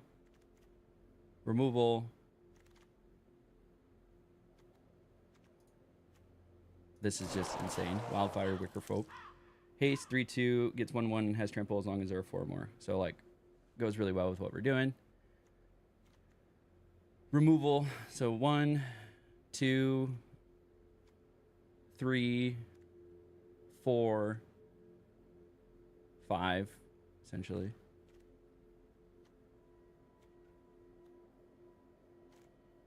So we have 5 removal. We have 1 combat trick. We could stand to have 1 to 2 more combat tricks.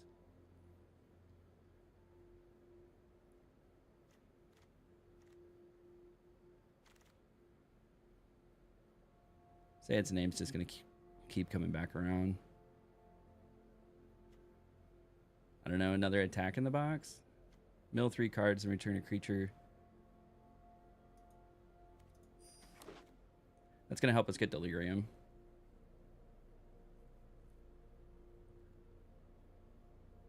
I don't think we're going to get 3 of those, though. Clockwork Percussionist is going to help our low end and get us card draw.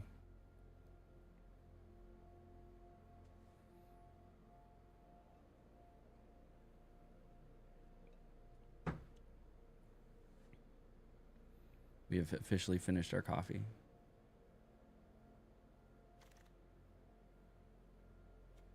I'm grabbing a long neck.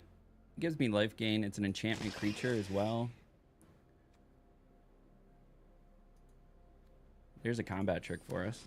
Horrid Vigor.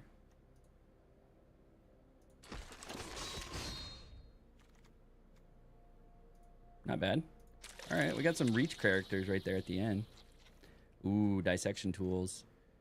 Manifest Dread, then attach Dissection Tools to that creature. Equipped creature gets +2/+2 has Death Touch and Lifelink. This is just 5 mana for a 4/4 Death Touch Lifelink. And then equip cost of just sacrifice a creature. We could also entertain another Insidious Fungus. This just has some fun interaction.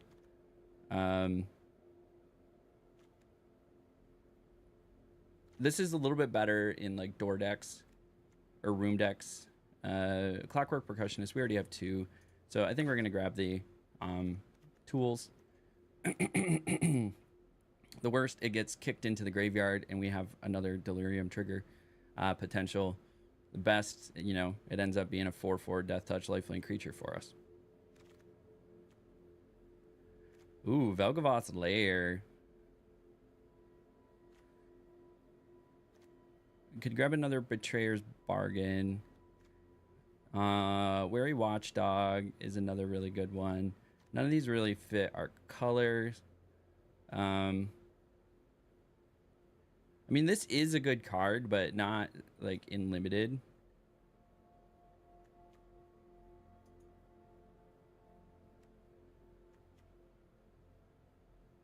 I would rather take probably Coordinated Clobbering, if I'm being honest. Oof, Arabella. Too bad we're not there.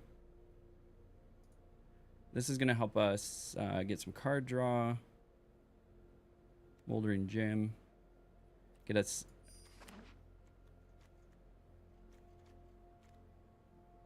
Get us a land and make us a 5/5 for 6. Like, that's pretty solid. And then if that happens to be... Oh, man. Wickerfolk Thresher. That is just super solid. I really like the Razorkin Horde Caller. Doesn't fit what we're doing, but it definitely did work for us.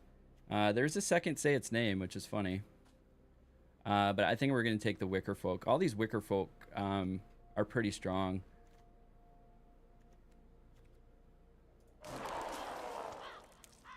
Just churning. All right, there's a land for us. Ooh, where do we want the Glassworks?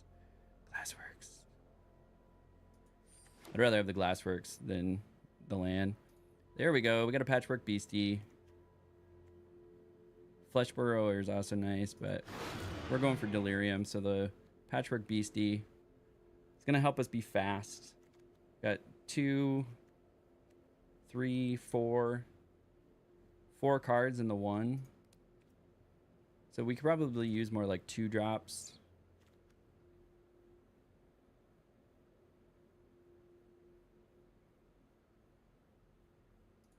That's a board wipe.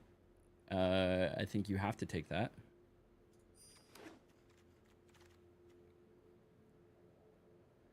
Hand that feeds. This is a 2-drop, and it has Delirium. Or do we look at Ticket Booth? I think we need the 2-drop. We need more 2-drops. With creatures. There's another 1-drop. Here's a 2-drop.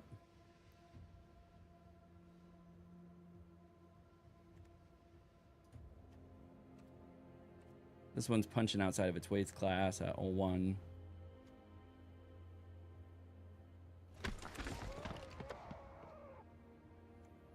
Wary Watchdog. There's our 2-drop. That's a solid 2-drop. That's just a big boy. Menace 5/6.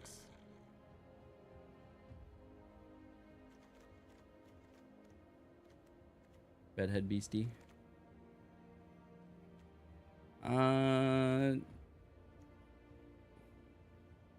flying 4/4 for 6. I don't know. Take the land. Go in the collection.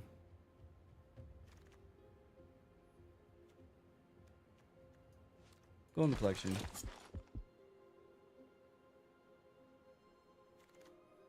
And go in the collection.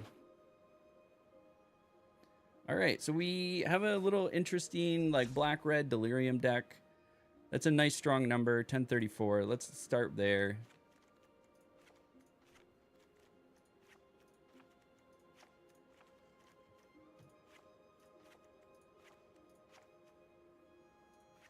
Okay, we're gonna run 16 lands.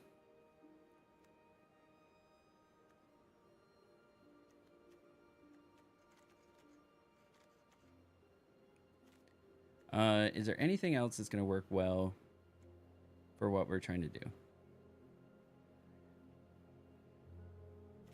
What's our mana curve look like? It's okay. It's not great. Do we need some more game finishers? What are we at for removal? Trial of Agony. So that's 3 with coordinated clobbering.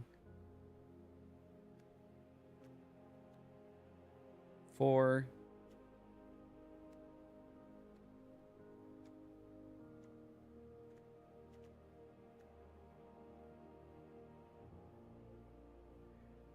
Beastie Beat Down is also, so 5, 6.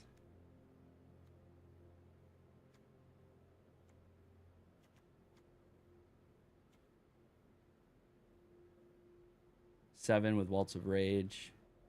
8. So we have like 8 removal. And then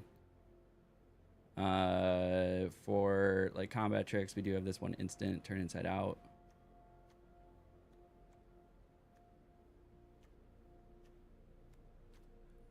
All right, is there anything else that fits well with what we're trying to do?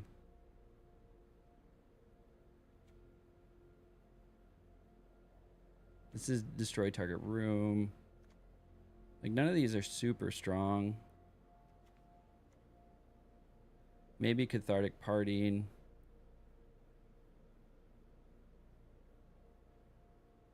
I don't know. I say we run this. Let's go ahead and run this. Take a final look. So our goal is Delirium. So we're going to get advantages from Delirium in a couple instances. Patchwork Beastie is going to turn into a 3/3 for us if we have Delirium. Ghost Vacuum is just good value. Hand the Feeds. This becomes a 4/2 with Menace. This is just getting us cards in the graveyard and card draw. A Twitching Dial, just really great value. 3/1, also great value. Delirium. There are 4 more cards. Put 2 1/1 counters on the creature you control. The creature you control deals damage equal to the power to the creature and opponent controls. So it's just really solid removal. Then we got a couple of the Wicker Folk. This is Haste. It has Delirium. Get 1/1 and has Trample as long as there are 4 more. This is just a solid value card. It can manifest Dread if it's tapped. Another Wicker Folk. Look at the top card of your library. If it's a land card, put it in the battlefield. Most Valuable Slayer is just another good value card. Allows me to see cards. More removal. Dissection Tools. Great card. And then removal. So with that actual review, though, I think we need a couple bombs in the deck for sure. We need some heavy hitters.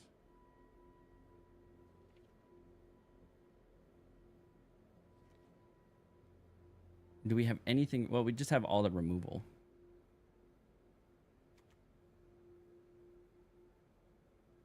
I feel like we might need to put this in here. The double strike is just going to help us do more damage.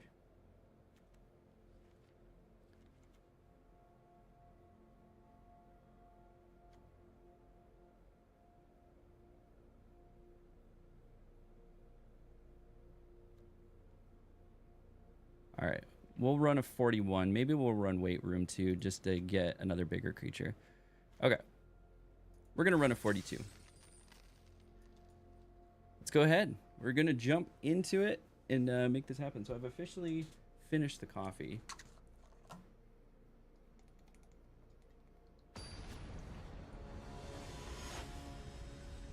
Now we're on to water. Just gotta stay hydrated. Perfect. Perfect, perfect. Perfect, perfect, perfect. Yep. Like this hand.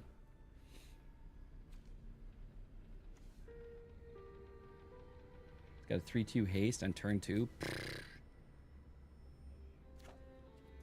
Keep. Am I on the play or the draw?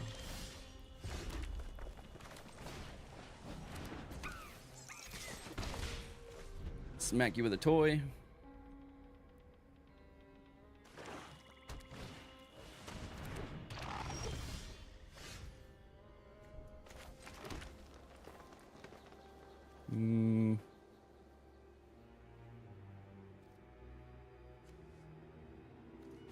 We're just gonna play this. No attacks, and then we'll remove that next turn.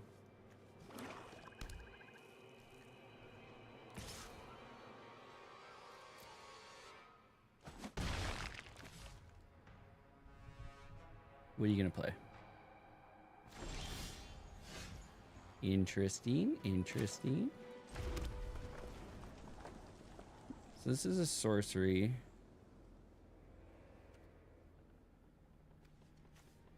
Sorcery, sorcery.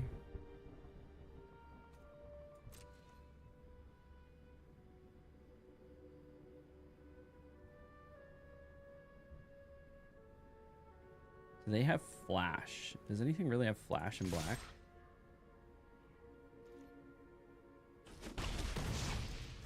They definitely have instant speed removal.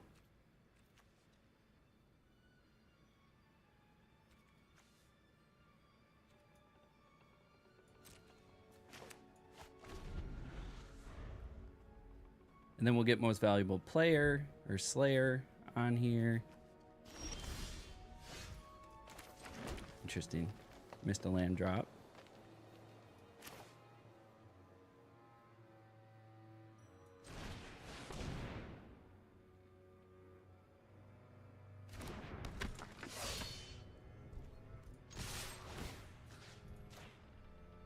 Give you first strike.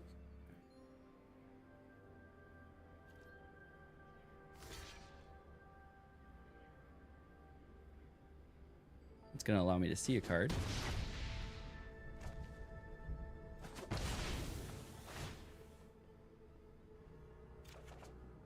Nice. got another one. But we got two creature types in the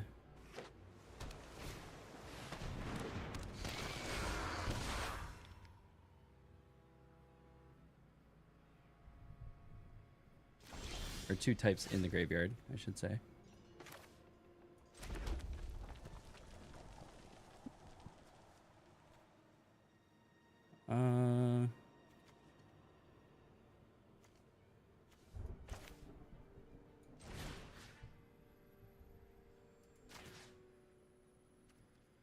Submit one. Get rid of that.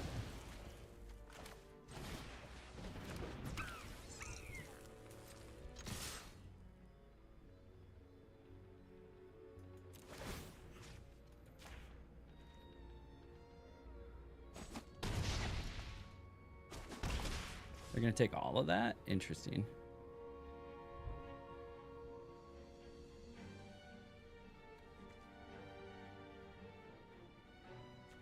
Do I do this? Will that... No, I already have a sorcery.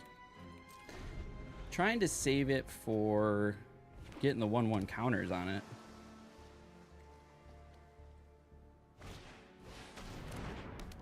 Also, removal.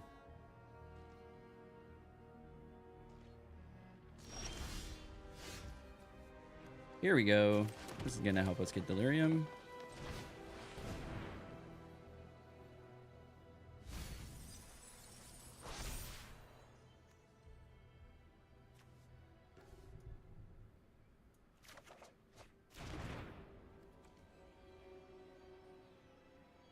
And then now, this is a 4/3.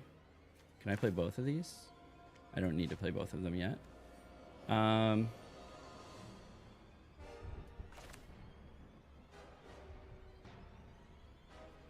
Who do I put this on?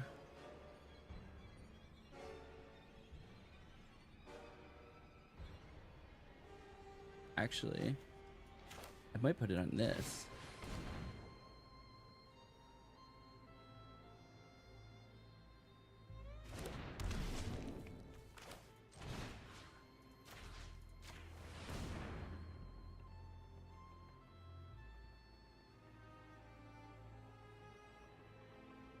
Separate the threats.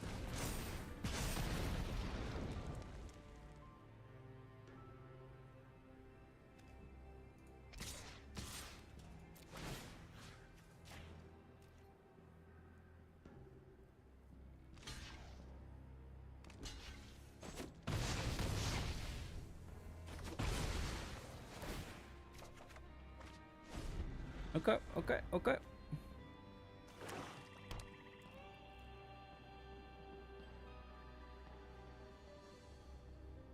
Then this is going to have Menace next turn. So unless they play 3 cards.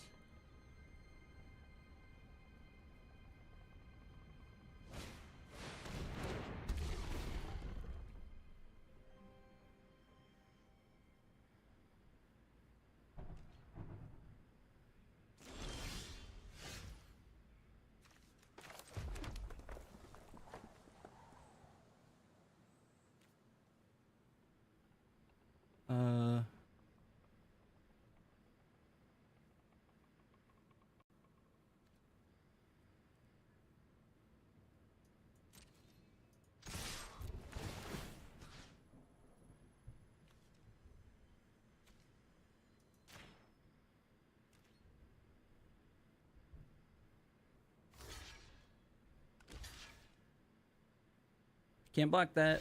It's got menace. There we go. Whew.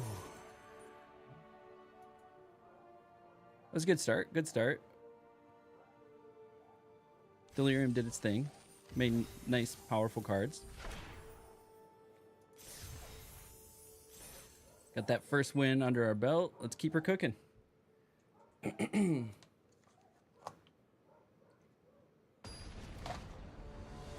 All right, what else do we got? That was a really ideal hand though to start. So like this hand, however, not so ideal. Mulligan, better. Very good. Yep, and then we drop dissection tools. Yep. Drop dissection tools. We'll get hand that feeds out. Then we'll have coordinated clobbering for destroying some creatures.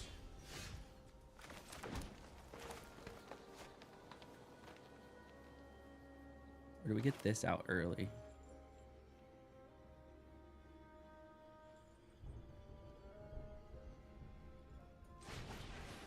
I think we get this out early.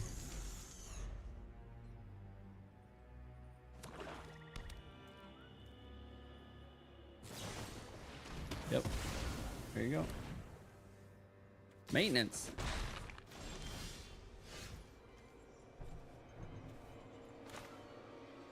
So we got a creature, artifact creature in the graveyard already.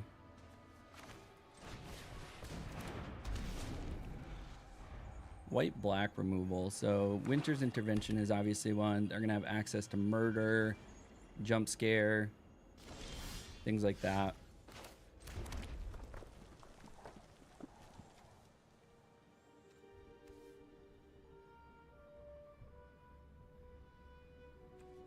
They could activate that.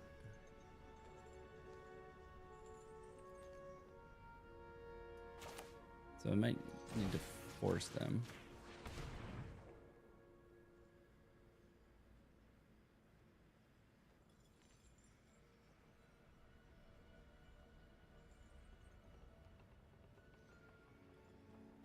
We're gonna force their hand. Yep. Discard a card.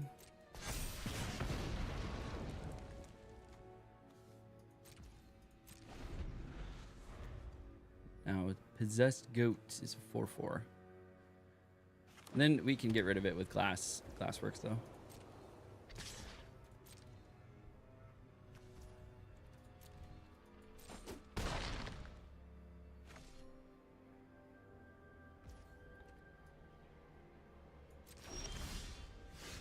Ooh, and Ticket Booth.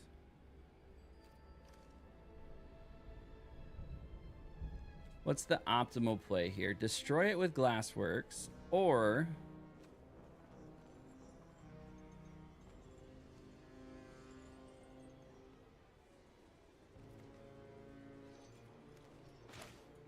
I think we need to be protective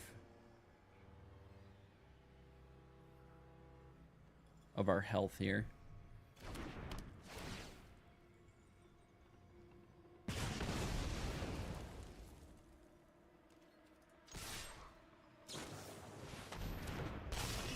Okay. There goes that surprise.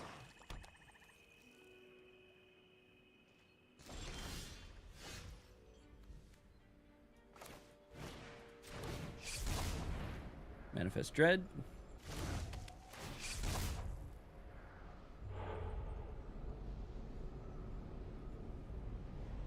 View battlefield. What do we need here? We have artifact, creature, sorcery. View browser. We'll put a land in there. That will give us delirium.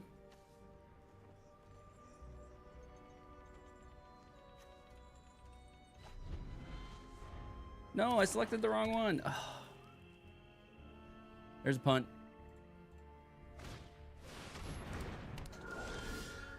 We're punting.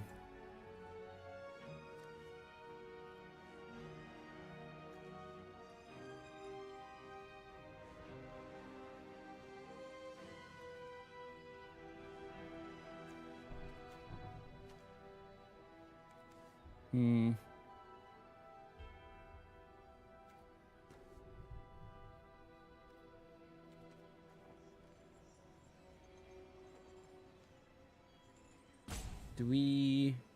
I think we hold.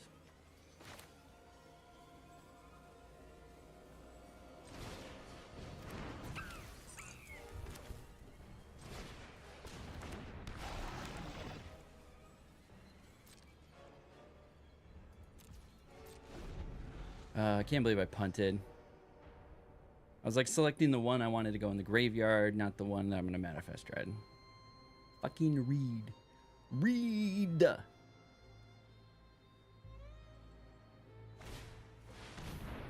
Nice.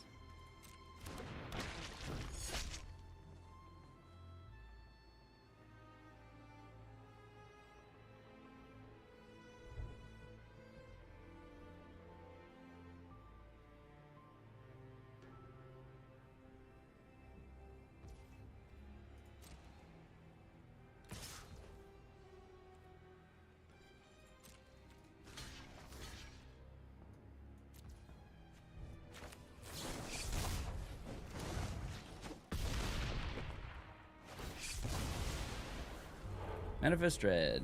Thank you.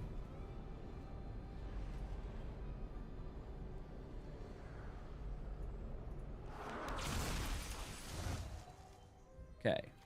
Now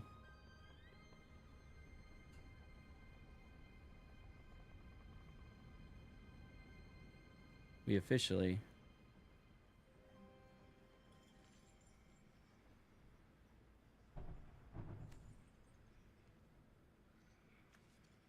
have delirium. That's what I'm getting at. This is gonna help us a ton. What are we gonna do? Gonna snatch one of my things here? I mean, I guess that's fair, because if you don't do Insidious Fungus, I'm just going to do Insidious Fungus to Trapped in the Screen. Coordinated Clobbering.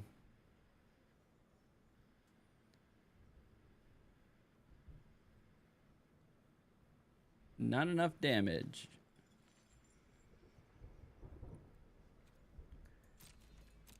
Getting mana screwed here. I literally have a 50% chance, 48% chance here. How do you draw out?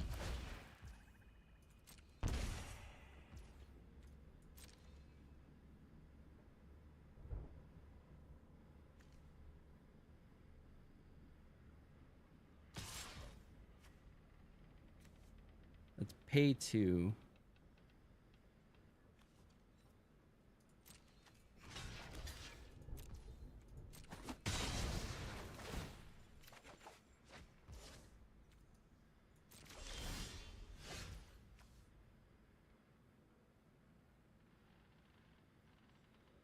Or what one's better here, you think?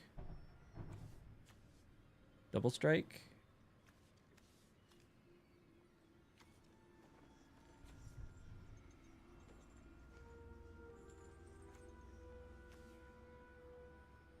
Enters or attacks, so you gotta do...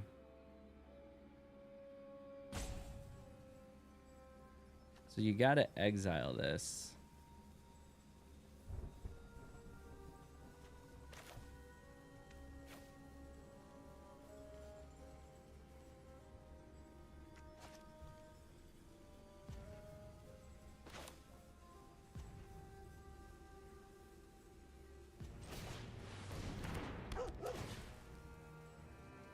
Okay, thank you for finally giving me.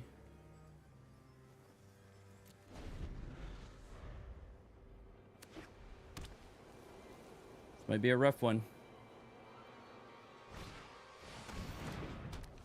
Yep.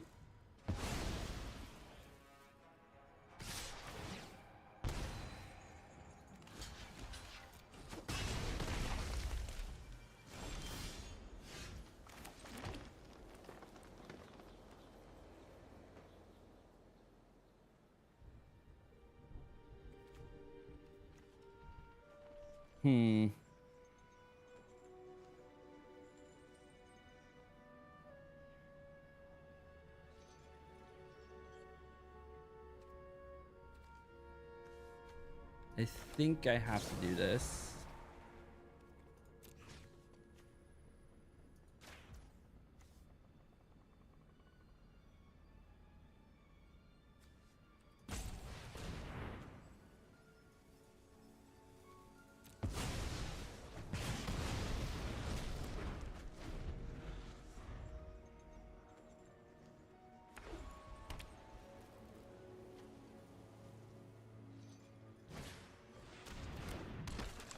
Okay. They're just gonna sack it for that.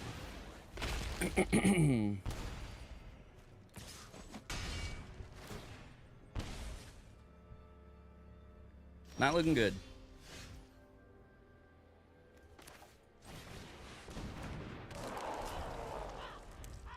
Yeah, that's it. Good game. Fell behind. Just fell behind. Yeah, so you don't even lose pips when losing. That was rough. We punted once. I don't know if it would have made a difference, but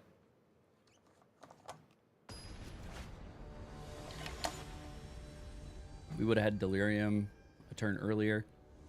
So maybe it would have made a difference. Yeah, we'll take this. Get to go find some land, get to play Twitching Dow.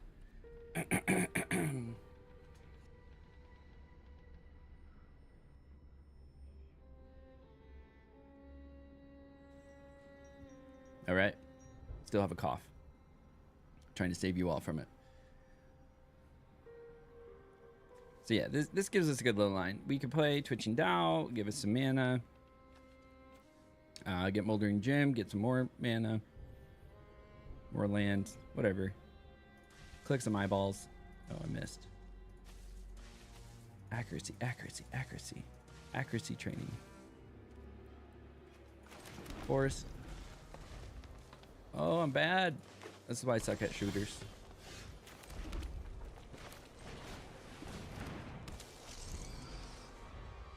Got a nice little line here. We'll be able to play Most Valuable Slayer next.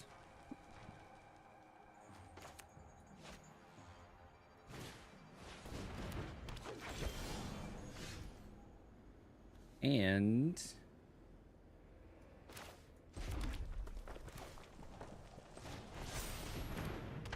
give this a bug counter.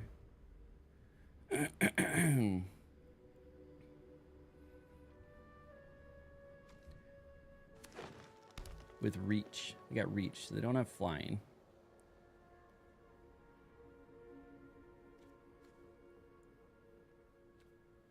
Will I have access to that? So this is 4, 5. Let's take 6. Okay. So I got to do Moldering Gem first. Get a land from this. And then next turn I can do Weight Room. Getting a 5/5.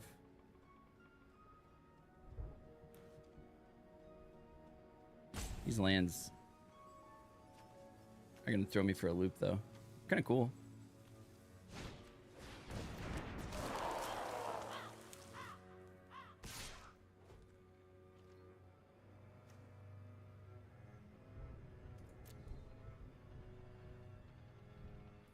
Expect me to think you don't have some sort of combat trick?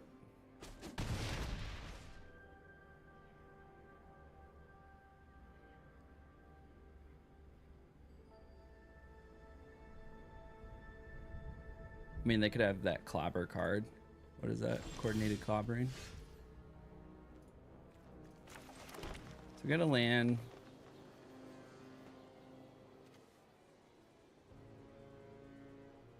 Do we get rid of the wildfire folk with beatdown? I mean, this is the value is when it's in has delirium.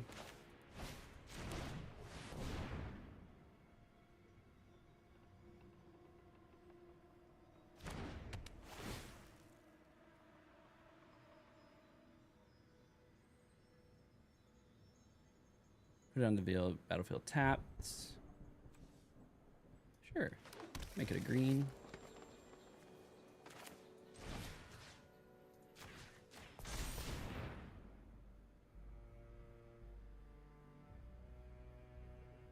We'll just get rid of this.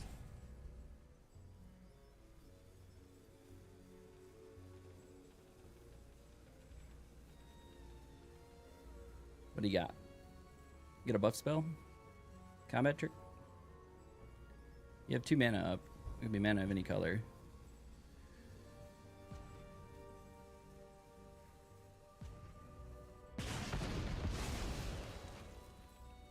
Okay. Now he has 2 creature types. Getting towards delirium. I helped him.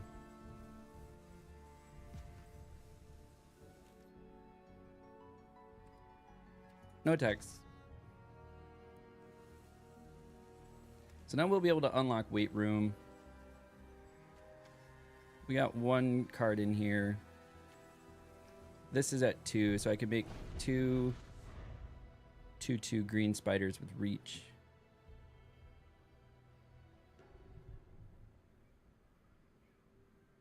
Ooh, this guy's mythic. Martizzle. Oh, there we go.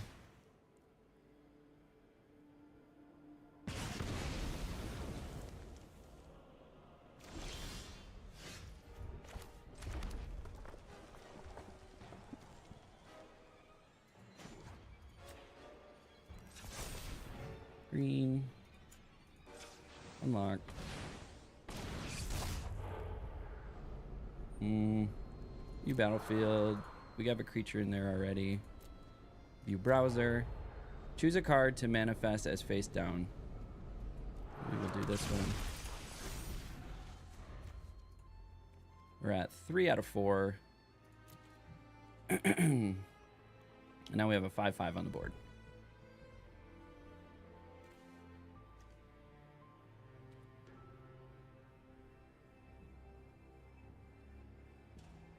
Do we just start swinging? Or do I pop this and make 3 2/2s? Do I keep pushing it? I mean, I feel at some point they're going to remove it.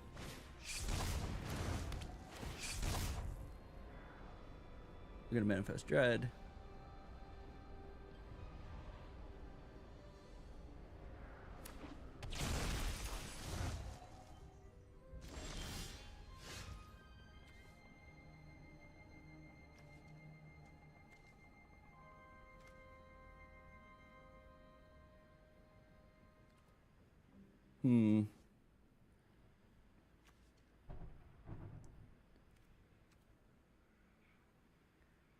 Do I get the value out of this right now? I think I have enough land.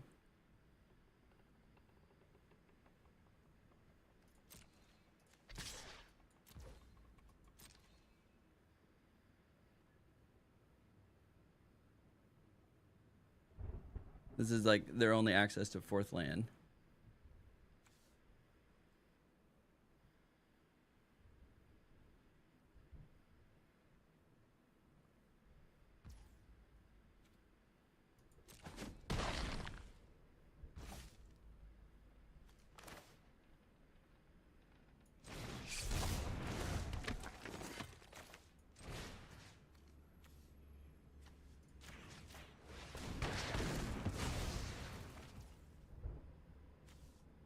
Okay, okay.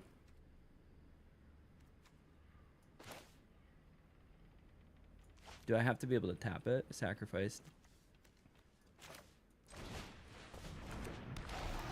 No.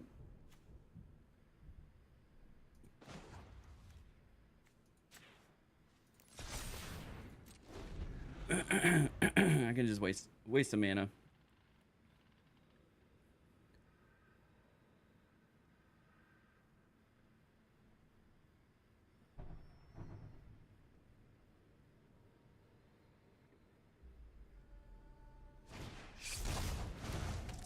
Okay.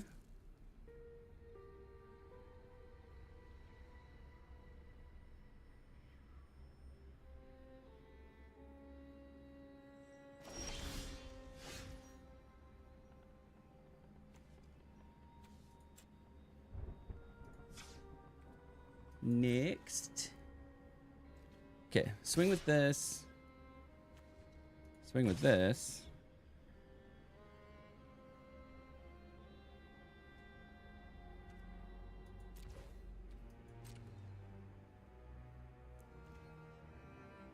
I gotta block something.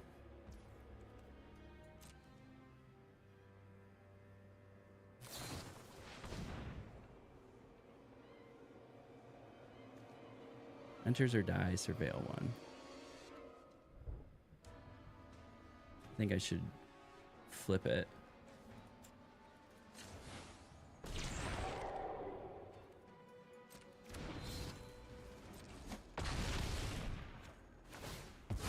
Get the surveil trigger off of it though.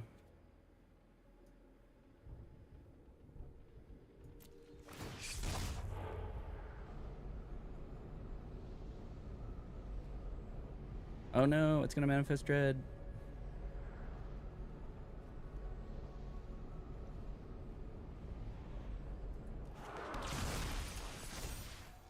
And then I think it is time.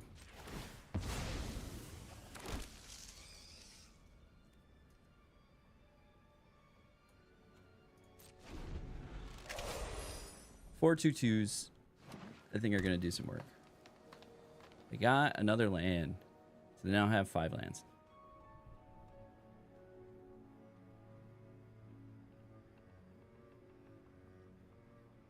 I think we just start full swinging. All right, that's 8, 10.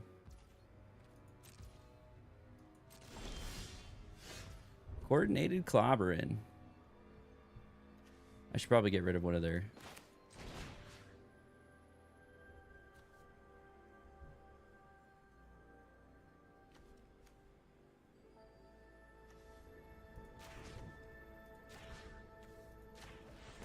Get rid of one of his lands.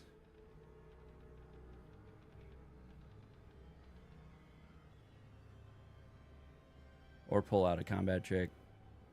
Might have another one of those horrid vigors.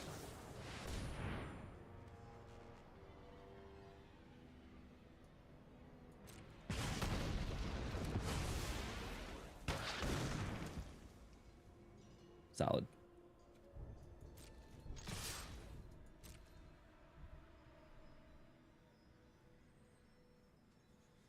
Full swing.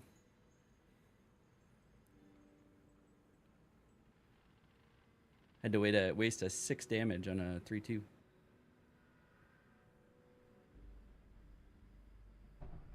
Come on, Martizzle.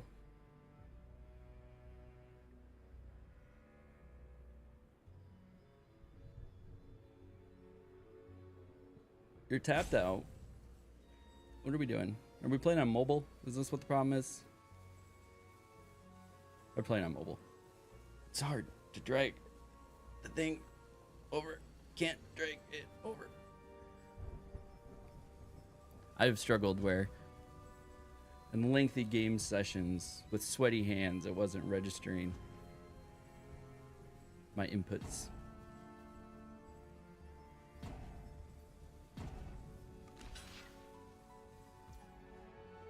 Next. Manifest Dread.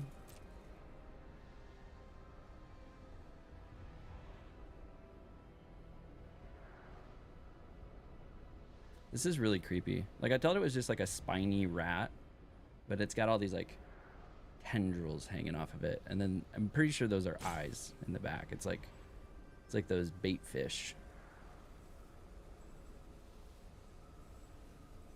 What are those called? Anglerfish. It's got the little bloop, bloop. Like the deep sea creepy thing.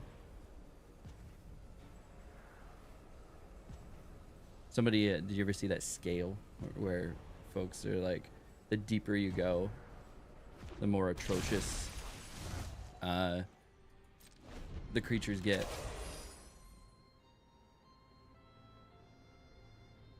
So unless they can get, well, they just need 2 blockers. Unless they can get 2 blockers out.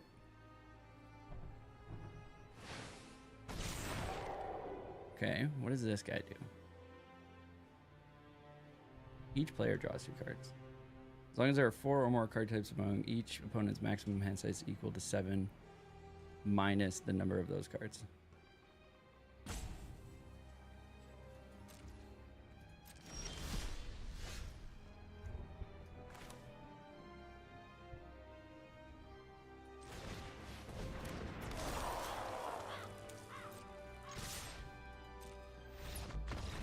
Full swing. Full swing. And we got it. We're up to bronze tier 1. Got to keep cooking. Really want to get to...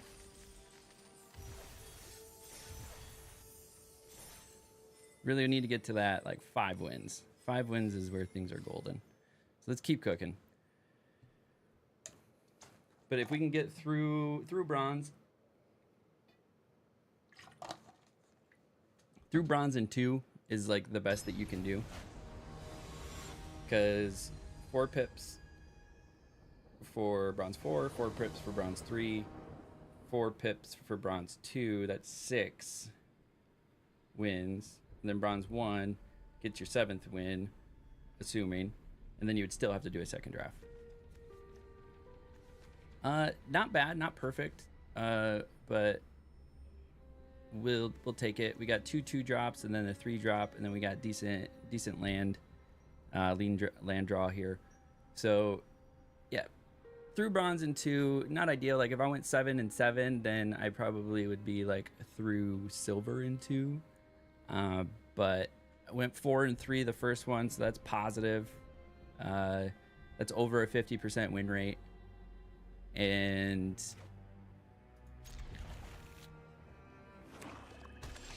okay, yeah, decent little hand here.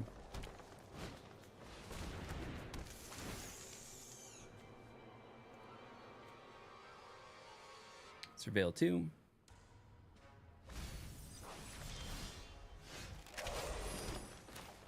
We're gonna go ahead and play this.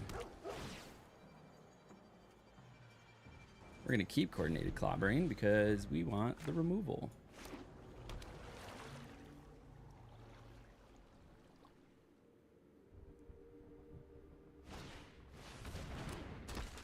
Oblivious Bookworm. You draw a card. If you do, discard a card unless permanent enter the battlefield face down under your control this turn, or you turn a permanent face up this turn. We need 2 removals.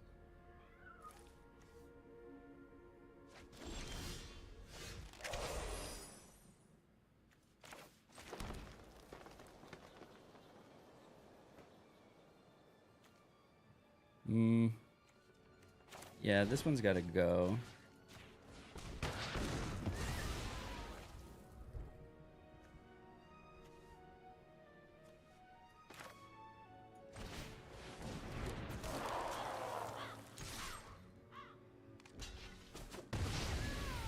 That's fine by me.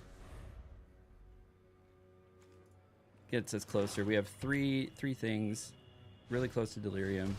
Has another one.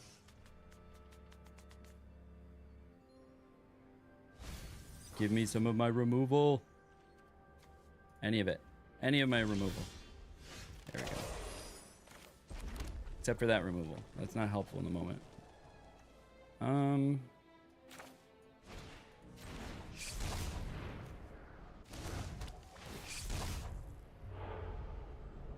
Okay, let's view battlefield. See what we have. We have sorcery, artifact, and creature. Done. View browser. Select the card you want to manifest dread. So we'll do this one. that will give us delirium. We now have delirium.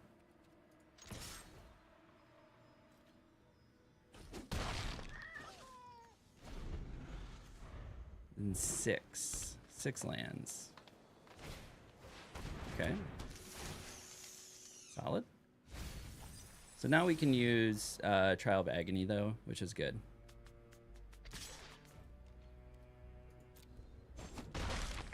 We'll get rid of one of these Brood Spinners.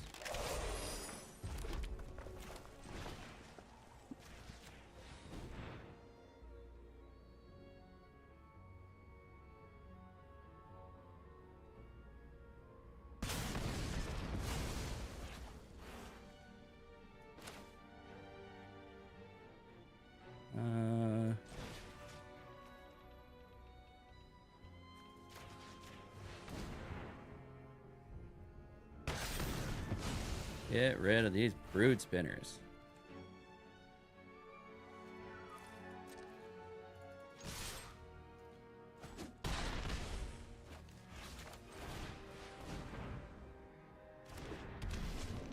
Okay, and we have Delirium. So we're swinging big. If we get one more land, things are going to get spicy.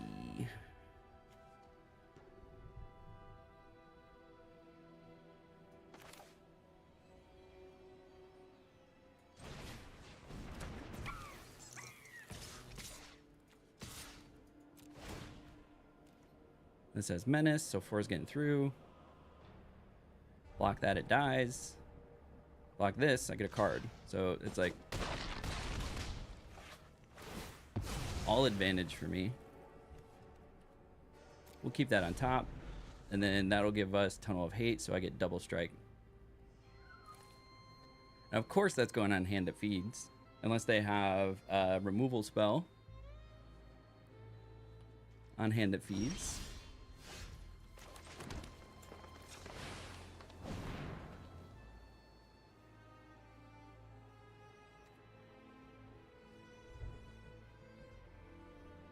What's your plan here, guy?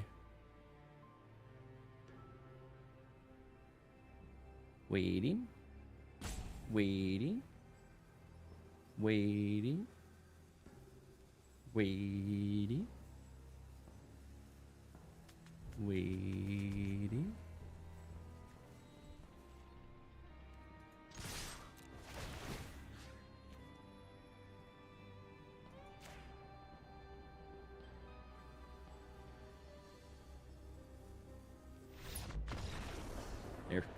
There we go. Ice. That's what we like. That's what we like. So that gets us to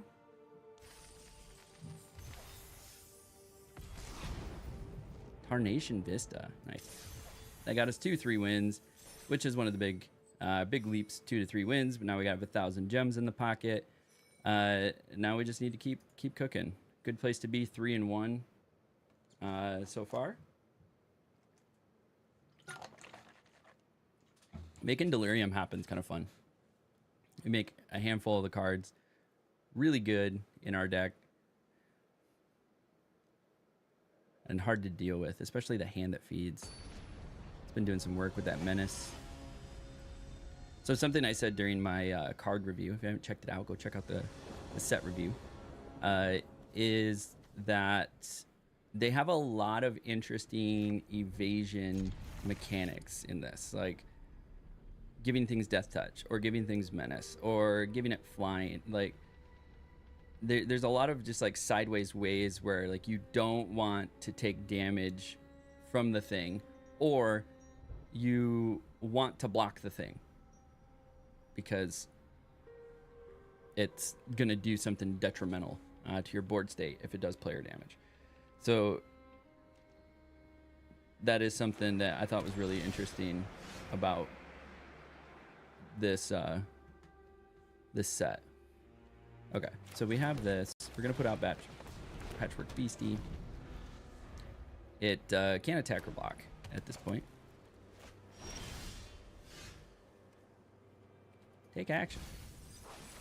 Perfect.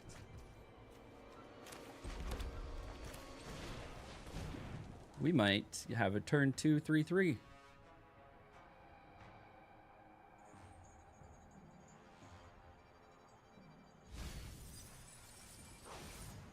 Okay, so we have an instant artifact creature that's 3.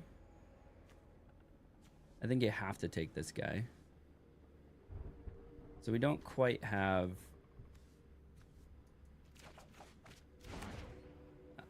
Ooh, did we actually get Delirium? Sorcery instant. Oh yeah, the sorcery itself. Yep. Turn 3 Patchwork Beast, or turn 2 Patchwork Beastie, bud. How does that feel? That feels good for me. And then we'll get Ticket Booth.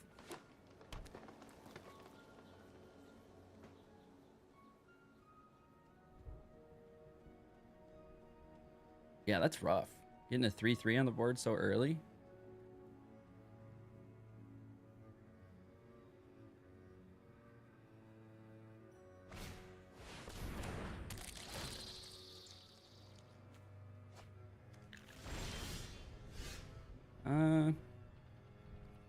Decline. We already have.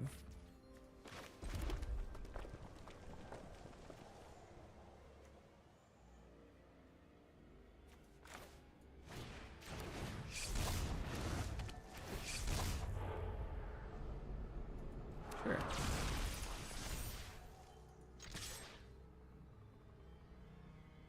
They're gonna take the 3.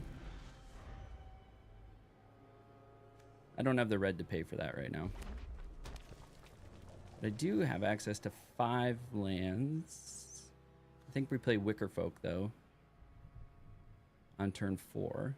But if they have 2 creatures, maybe we do Trial of Agony. They're at 4 mana, which is an inflection point, so you start to get some decent cards at 4 mana. So maybe we are looking at removal.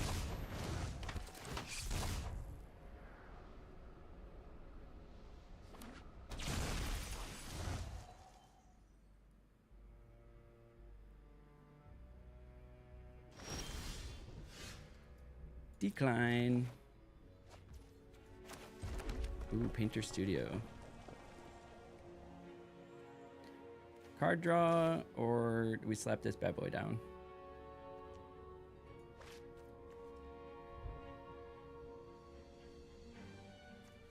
I think maybe we do this.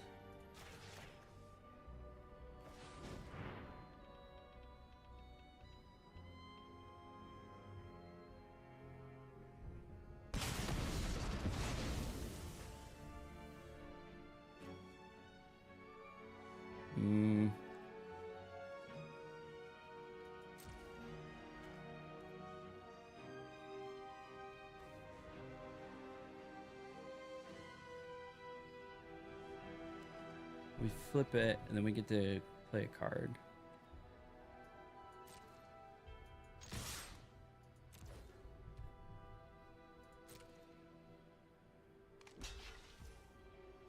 So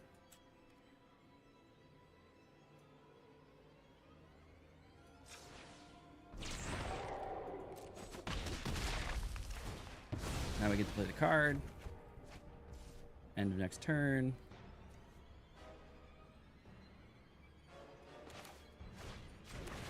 Oh, I forgot about the whole second half of that. My bad.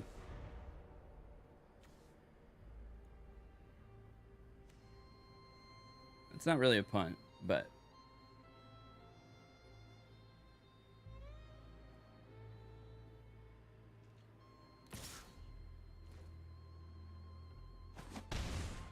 Okay, got in for 3 or 2. Can't attack or block alone. Decline. Play that land.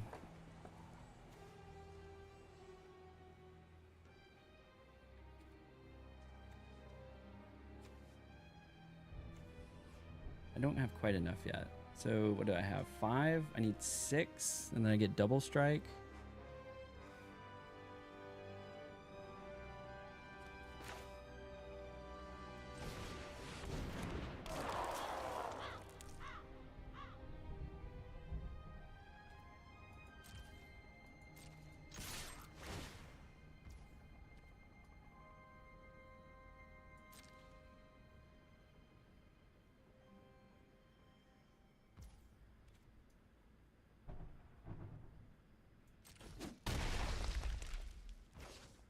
Okay. When can I do this? Look at the top card of your library if it's a land card. Oh, whenever it attacks. I was like, there's some sort of stipulation here.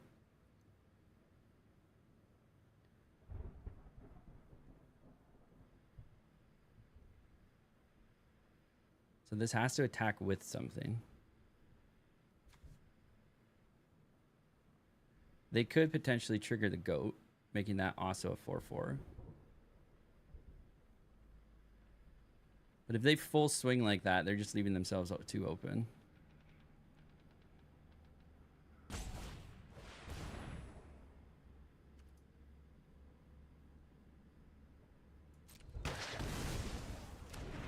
In 10 minutes, there's maintenance.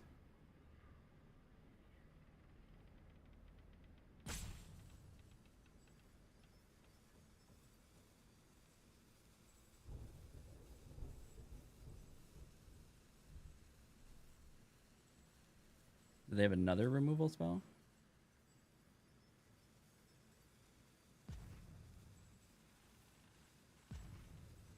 Now they don't have enough, though, to do Possess Goat.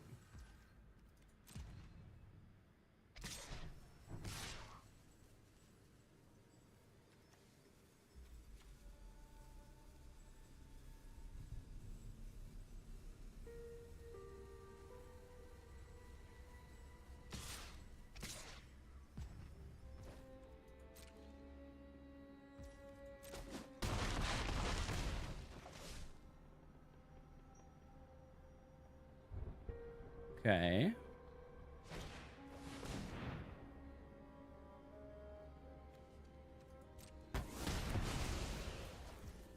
Interesting swing of events here.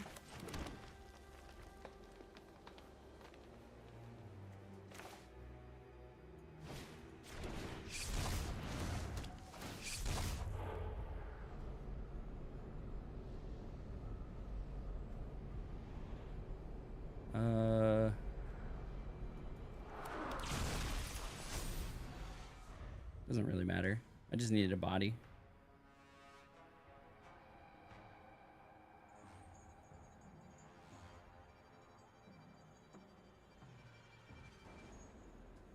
All right, they're taking a lot of time to make some decisions here.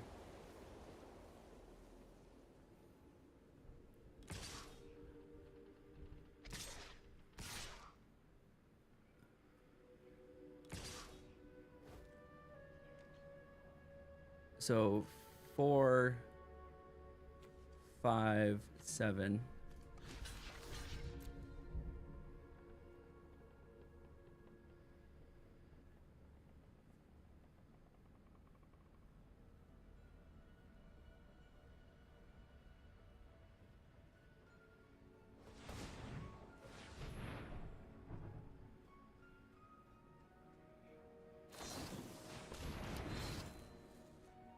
Interesting.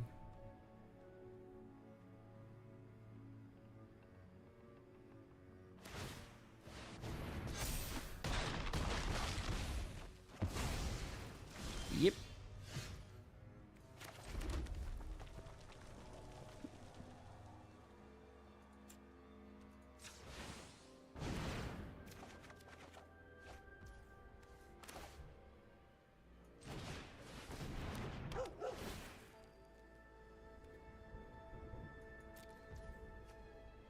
Have one or two. I guess I could do this and this.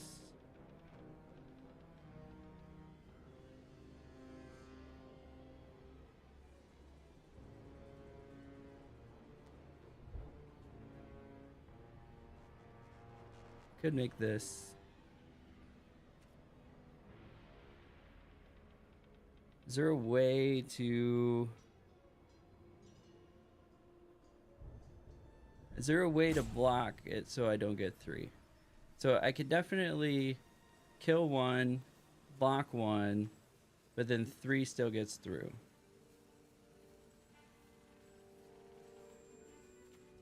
Oh, that's a sorcery speed too. They got it. Concede. Good match. I don't know if I messed up anywhere there. All right, so let's keep her cooking here. The server maintenance, something or another is going on. Don't know why they do it in the middle of the day. People are trying to play, not work.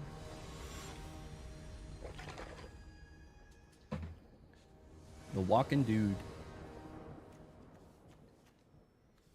Okay, we'll keep. Got a decent little curve here.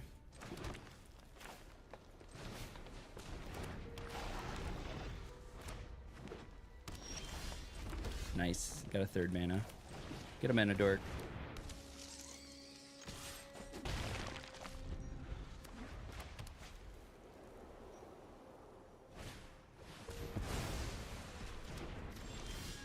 Exile target artifact, enchantment, or creature with power 4 or greater.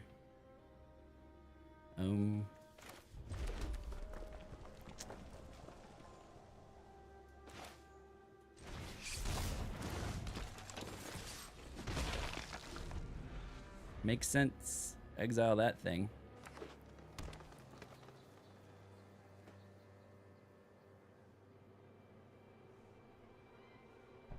Manifest Dread for me is just all about getting cards into the graveyard.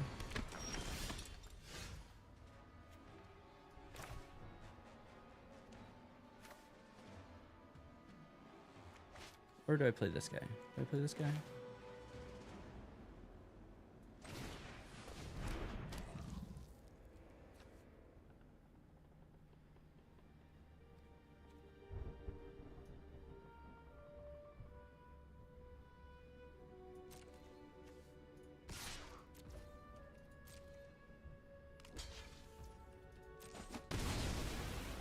Perfect. Now we have a creature card in there.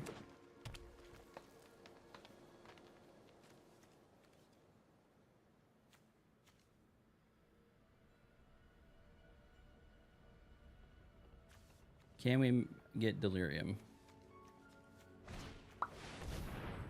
Flying. Very nice.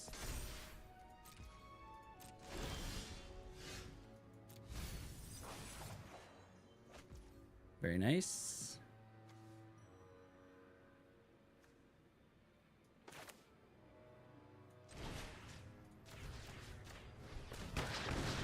Get rid of that.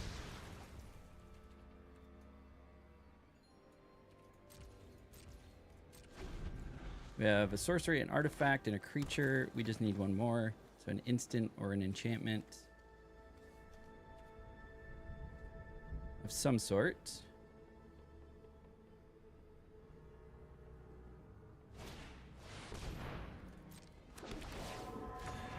Lol.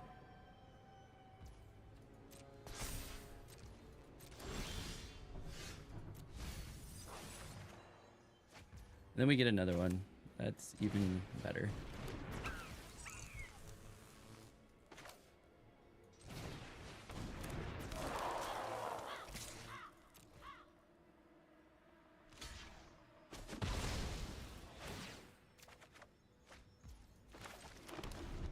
Got a 4th mana for us, which is good.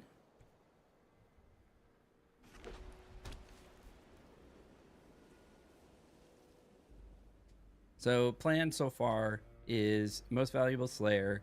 Gonna start giving us first strike, and we're gonna drop it on.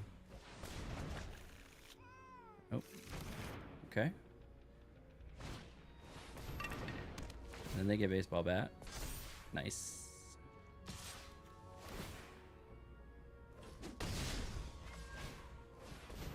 And they have their own spider. And we have Delirium. Perfect.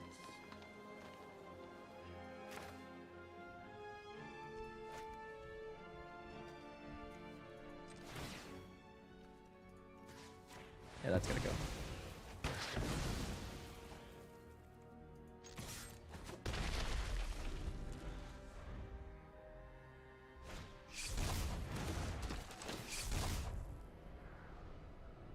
So the 3 in the air is going to be a problem. We're going to have to figure out a way to get rid of that. It's already tapped. Decline.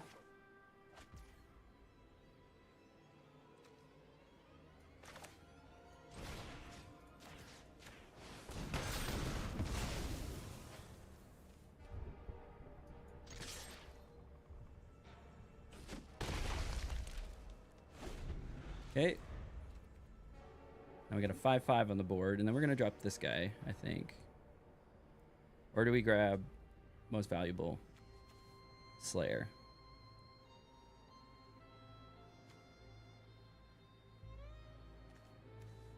Actually, I think we got to do Wicker Folk because he's gonna attach it to something, or they're gonna attach it to something. And I need a blocker that can actually kill it.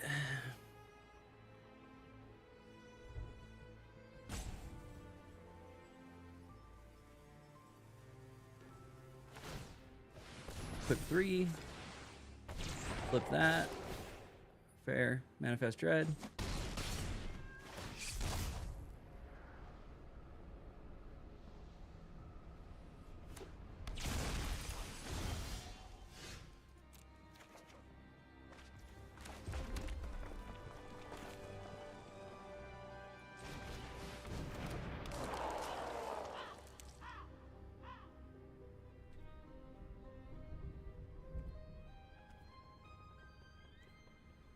So if I don't, no tax. So if they manage to kill one of them, essentially.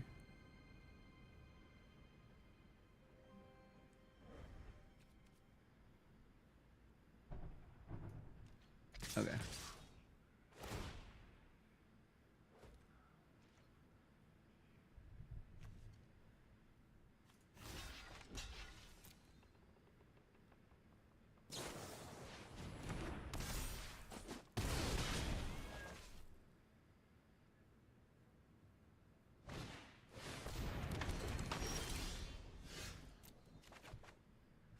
Probably should have said yes.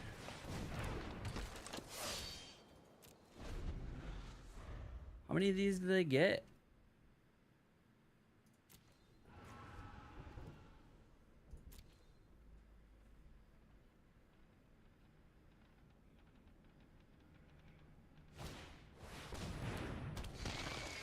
Very nice.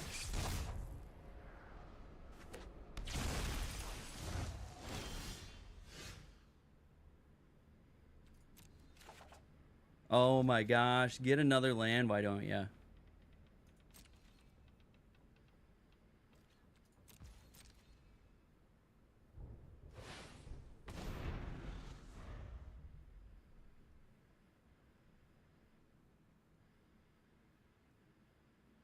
I love flooding.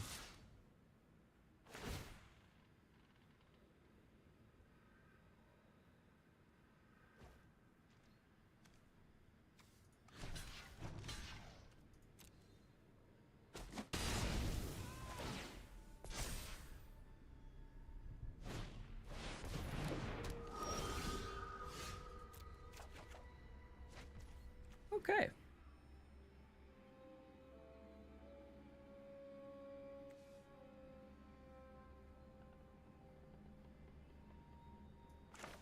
Well, that's a perfect time for that.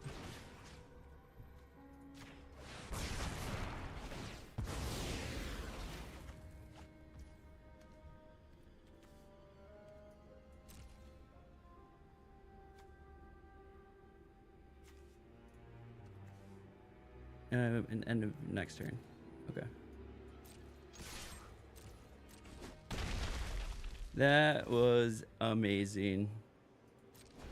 What a perfect board wipe.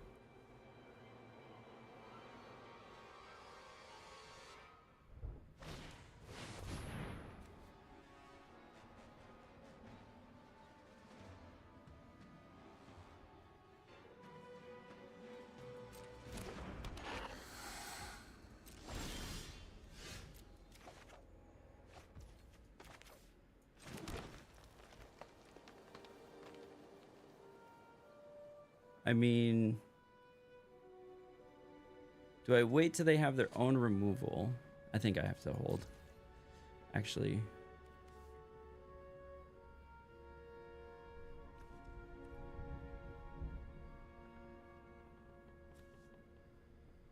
They can see that I have this card.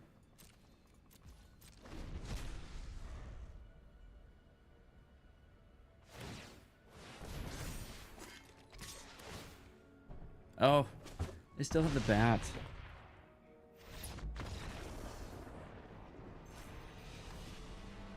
Sad. Sag.